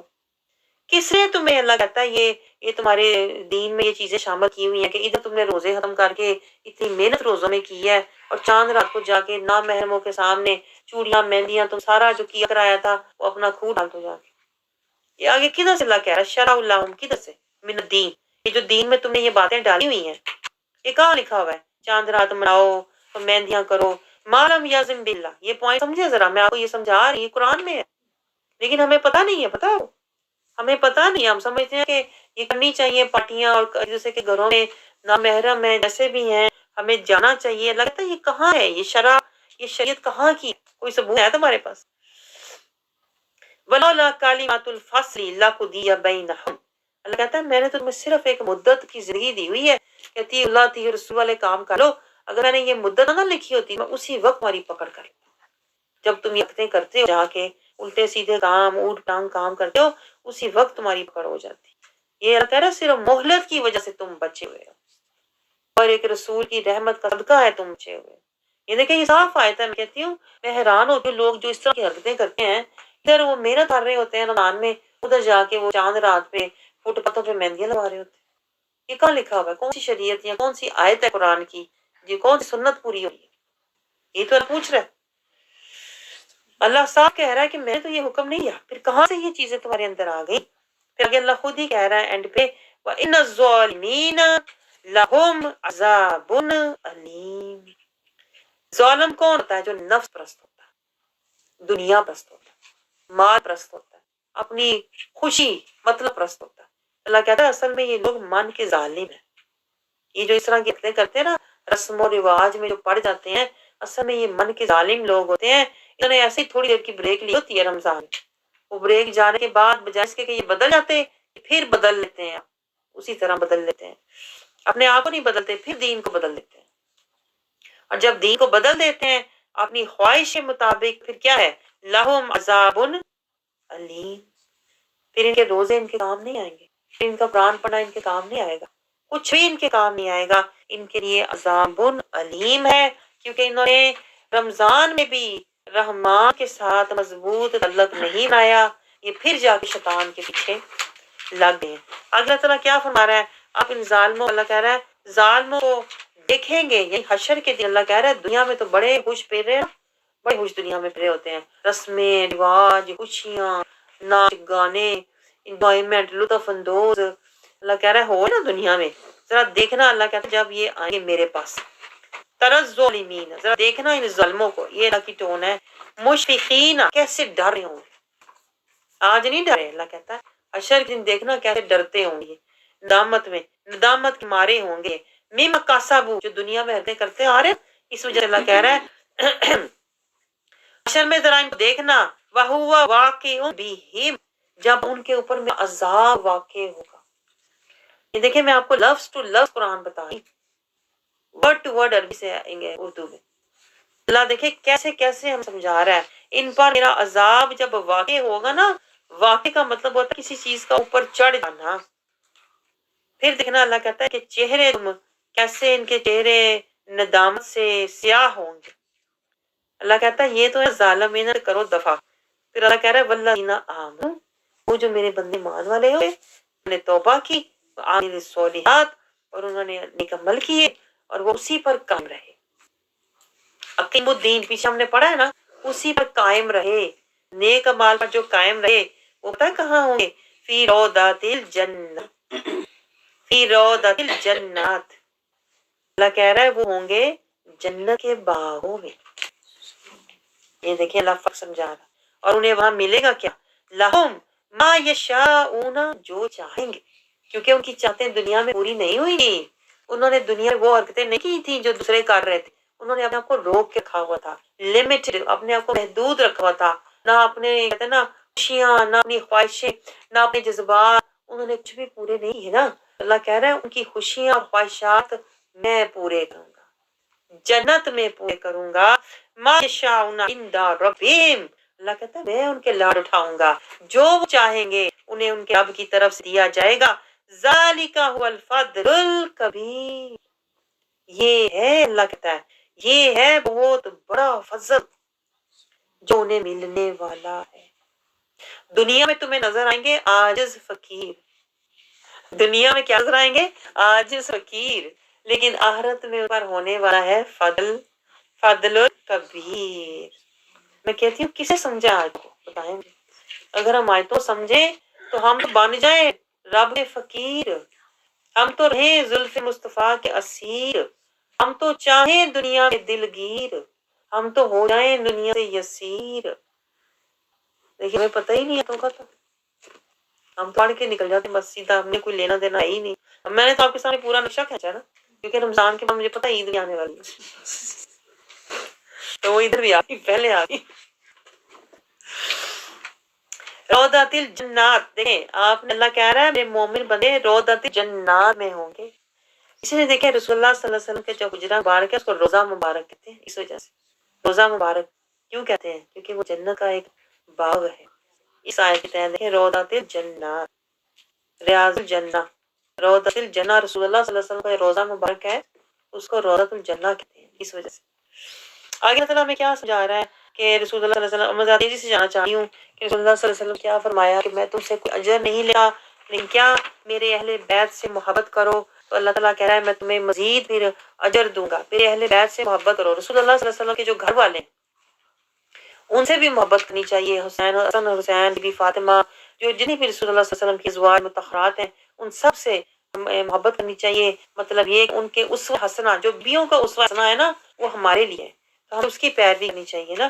یہ اللہ سمجھا رہا ہے ان سے محبت بھی کرو، ان کی پیروی بھی کرو، اور تم جو عمل بھی کرو گے نا، پھر تم جو بھی عمل کرو گے، اب تم اہل بیت سے محبت کرو گے، رسول اللہ صلی اللہ علیہ وسلم کے خاندان سے محبت کرو گے. دیکھیں یہ یونیک آیت ہے، یہ اونلی ایک آیت ہے جہاں اللہ تعالیٰ نے اس کا حکم دیا ہوا. رسول اللہ صلی اللہ علیہ وسلم نے یعنی یہ کہا ہے، اللہ تعالیٰ نے اپنے محبوب سے یہ کہا ہے کہ ان سے کہو کہ میرے گھر والوں سے محبت کی جائے. اللہ کہہ رہا ہے اگر تم ایسا کرو گے نزید لہ فیہا حسنا، تمہارے عمل کا اجر بڑھ جائے گا. جو تم محبت رسول میں کرو گے یا محبت اہل بیت میں کرو گے وہ عمل اور اچھا ہو جائے گا. آگے اللہ تعالیٰ نے کیا سمجھا رہا ہے؟ کیا یہ لوگ سمجھتے ہیں، کیا یہ لوگ کہتے ہیں کہ کیا یہ لوگ کہتے ہیں کہ اس رسول نے اللہ پر جھوٹا بہتان باندھا ہے؟ استغفر اللہ. دیکھیں یہ جو کافر تھے جب رسول اللہ صلی اللہ علیہ وسلم آیات سناتے تھے تو یہ رسول اللہ صلی اللہ علیہ وسلم کو معاذ اللہ استغفر اللہ کہتے تھے کہ یہ خود ہی بنا کے لے آیا ہے، ایک اللہ کیسے ہو سکتا ہے؟ وہ کہہ رہے تھے بہت سے خدا ہونے چاہیے. وہ کہتے تھے رسول، دیکھیں الٹا رسول اللہ پہ کہتے تھے اس نے بہتان لگایا ہوا ہے کہ اللہ ایک ہے، یہ بہتان ہے. وہ کہتے تھے اللہ تو بہت، اللہ یعنی کہ خدا تو بہت سے ہیں، خدا ایک نہیں ہے. تو وہ کہہ رہے تھے بہتان تو اس نے لگایا ہوا ہے. استغفر اللہ. تو آپ سوچیں جب رسول اللہ صلی اللہ علیہ وسلم یہ سنتے تھے تو آپ کے قلب مبارک کو کتنی تکلیف ہوتی تھی. تو اللہ تعالیٰ پھر اپنے محبوب سے کہہ رہا ہے تو اگر اللہ چاہے تو آپ کے قلب اطہر پر مہر سب لگا دے. اللہ کہتا ہے میں ایسی مہر لگا دوں آپ کے سینے پر کہ آپ کو تکلیف نہ ہو. یختم علی قلبی، میں آپ کا سینہ ان کے دکھوں سے باندھی کر دوں کہ آپ کو دکھ ان کے الفاظ جو ہے نا آپ کو تکلیف دے ہی نہ. یہ دیکھیں یہ بہت گہری بات ہے. یختم علی قلبک. دیکھیں جب کوئی چیز آپ کو بہت پریشان کر رہی ہو، یہ ہمارے لیے بھی ہے. اللہ نے اپنے محبوب سے کہا تھا میں آپ کا دل ان کے دکھوں سے بند کر دوں تاکہ آپ کو ان کی باتوں کا رنج ہی نہ ہو.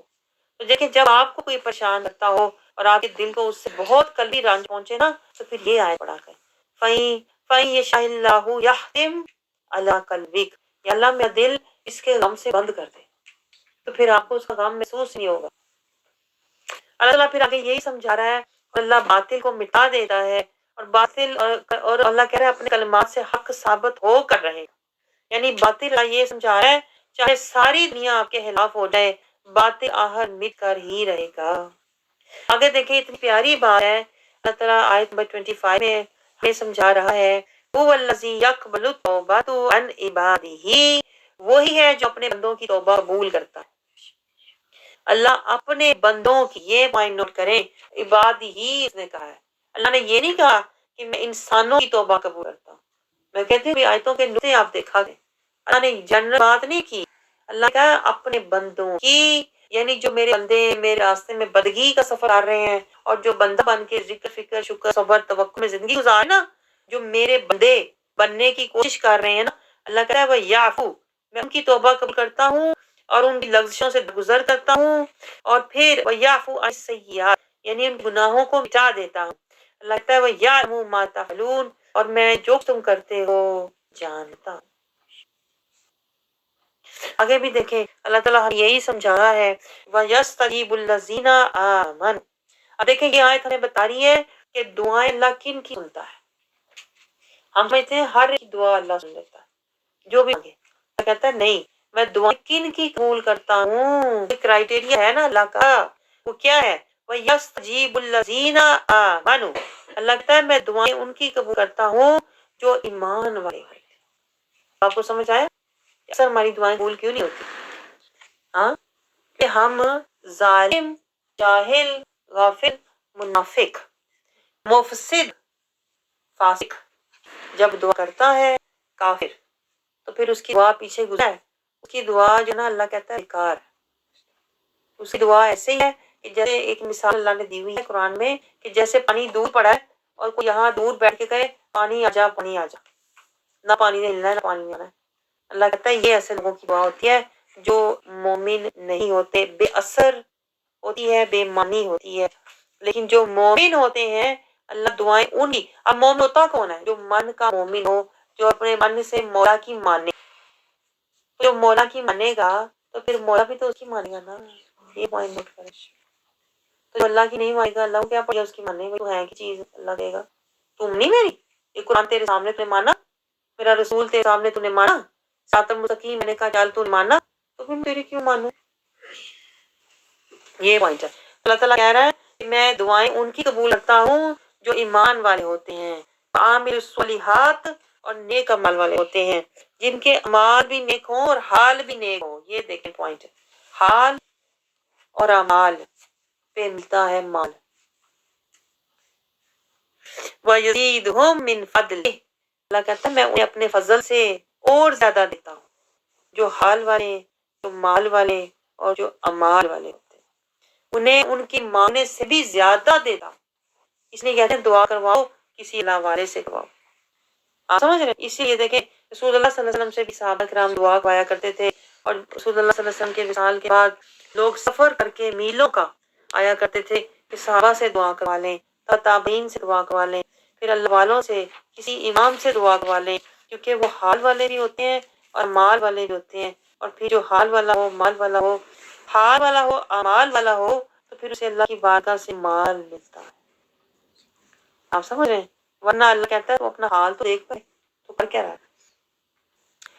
وہ اپنے فضل سے انہیں اور زیادہ دیتا ہے۔ یہ دیکھیں آگے پھر اللہ کہہ رہا ہے نا وہی بات، والکافرون لہم عذاب شدید، اللہ کہتا ہے جو میری نہیں مانتے نا، جو میرے قرآن کی نہیں مانتے، میرے رسول کی نہیں مانتے، وہ کافر ہیں، اور وہ جو مرضی مانگے ان کے لیے عذاب شدید ہے۔ پھر آگے اللہ تعالیٰ اپنے رزق کی بات کر رہا ہے کہ اللہ رزق دیتا ہے، اللہ تعالیٰ بندوں کے حال جانتا ہے۔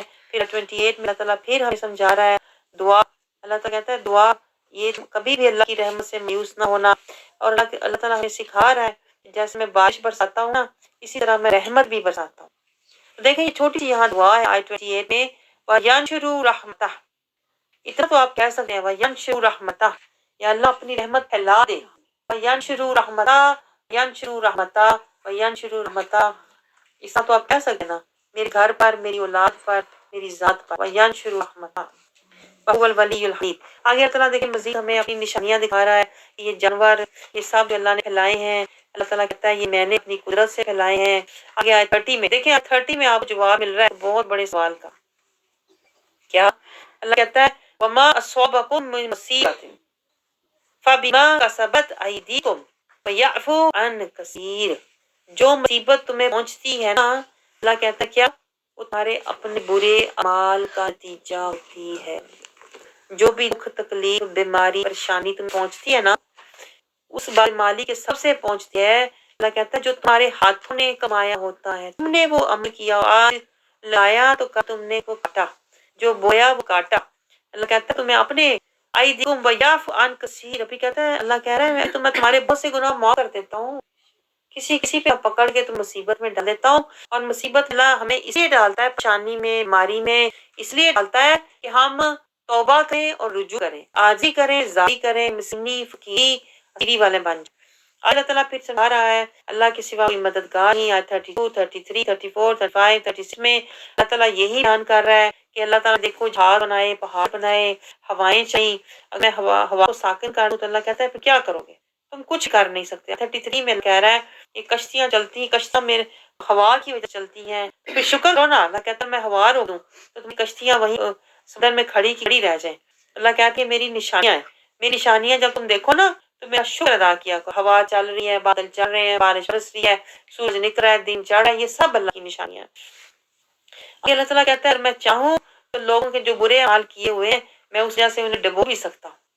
یہ اب دیکھیں کئی جہاز اور کئی کشتیاں، آپ سنا ہے نا کبھی کوئی جہاز ٹیک آف کرتا ہے تو وہ گر جاتا ہے، کوئی کشتی ڈوب جاتی ہے۔ اللہ کہہ رہا ہے اس آیت میں دیکھ 34 میں اللہ کہہ رہا ہے یا ان کو ان کے اعمال بد کے باعث جو انہوں نے کما رکھے ہیں میں غرق کر دوں، مگر اللہ بہت سے خطاؤں کو اللہ کہتا ہے ابھی تو میں معاف کر رہا ہوں، کیونکہ بولا تک میں تمہیں معاف کروں۔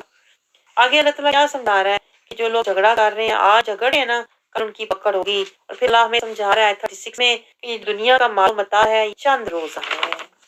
یہ اللہ یہ سمجھا رہا ہے کہ اس چند روزہ مال و متاع سے اپنا دل نہ لگاؤ۔ دل کہاں لگاؤ؟ اللہ کے ساتھ۔ اللہ کہہ رہا ہے وَأَبْقَى الَّذِينَ آمَنُوا، بہتر تو وہ ہے اللہ کہتا ہے جو میں نے ایمان والوں کے لیے آخرت میں رکھا ہوا ہے، وَعَلَىٰ رَبِّهِمْ يَتَوَكَّلُونَ، اور اپنے رب پر بھروسہ کرنے والے بن جاؤ۔ اب دیکھیں یہ بات بتانے کے بعد اللہ مومنین کی صفات بتا رہا ہے۔ اب دیکھیں یہ صفات اللہ نے بتائی ہیں کوئی تقریباً 7 کے قریب۔ اللہ کہتا ہے جو متوکلین ہوتے ہیں نا، مومنین ہوتے ہیں، ان کے اندر یہ صفات ہوتی ہیں۔ اب ہمیں بھی دیکھیں میں کہہ رہی یہ پیکج لے لیں، तवक्कलीन मोमिनीन का ये पैकेज अल्लाह ऑफर कर रहा है, आज बन जाओ फिर कल मैं तुम्हें अजर अता फरमाऊंगा। तो क्या अल्लाह ताला ऑफर कर रहा है? मोमिनीन मुतवक्कलीन जो होते हैं वो मोमिनीन से ऊपर होते हैं। अल्लाह कहता है इन क्या सिफात हैं, ऐसे बच जाओ। कबीरा गुनाहों से बचते हैं, बेहयाई और कबीरा गुनाहों से बचते हैं। जब इन गुस्सा आता है तो उससे में आपे से बाहर नहीं हो जाते, मुआफ कर देते हैं। नंबर 3, जो लोग अपने रब का फरमान कबूल करते हैं और ये अपने रब का फरमान कबूल करते हैं, यानी कि कुरान को कबूल करते हैं और नमाज को कायम करते हैं और जो बाहमी फैसला है। देखिए सूरह का नाम शूरा है, यहाँ पे शूरा आया है ये लफ्ज, इसका नाम शूरा क्यों है? अल्लाह कहता है जो मुतवक्कलीन होते हैं वो मामला जब करते हैं तो शूरा से, मशवरे से, बाहमी मशवरे से हर बात का फैसला करते हैं। इनकी सिफत क्या है? बाहमी मशवरे से फैसला करते हैं और जो माल हमने इनको दिया है, चाहे वो इल्म है, चाहे हिम्मत है या माल है, उसमें से अल्लाह के रास्ते में खर्च करते हैं। और आखिरी जो लोग और लोग कि जब उन्हें किसी जालिम और जाबर जुल्म पहुंचता है तो उससे बदल लेते हैं, यानी उतना लेते हैं जितना अल्लाह का हुक्म है। लेकिन अल्लाह एंड पे ही समझा रहा है कि देखो तुम बदला ले तो सकते हो, लेकिन क्या जुल्म का बदला ले सकते हो? आयत नंबर 39 से लेकर 43 तक अल्लाह ये बात कर रहा है कि तुम बदला ले सकते हो। जालिम और सरकश अल्लाह कहता है कि पकड़ मैं करूंगा, बेहतर तो यह है कि तुम सब कर लो और अल्लाह माफी को पसंद करता है। यानी ये कह रहा है कि तुम बदला लेने जाओगे फिर में वक्त लगेगा, फिर हमारी लड़ाइयाँ होंगी, फिर तुम परेशान होगे, इसलिए बेहतर है कि जालिमों को तुम छोड़। ये सरकशी कर रहे हैं ना, अल्लाह कहता है मैं इनके लिए दर्दनाक अजाब तैयार कर रहा हूँ, इसलिए तुम अपना वक्त इनके पीछे ज़ाया ना करो, सब्र करो। ये देखें आयत 43 में कह रहा है सब्र करो वगफरा और माफ कर, छोड़ दो इनको इन हाल पे। इन ज़ालिका लमिनल अज़्मिल उमूर, ये है तो मुश्किल लेकिन अल्लाह कहता है ये हिम्मत वाला काम है, लेकिन इसका मैं अजर फिर बहुत मिलेगा। जो जालिम लोग हैं 44 में अल्लाह कह रहा है जो दुनिया में जुल्म कर रहे हैं आखिरत में वो पछताने वाले होंगे।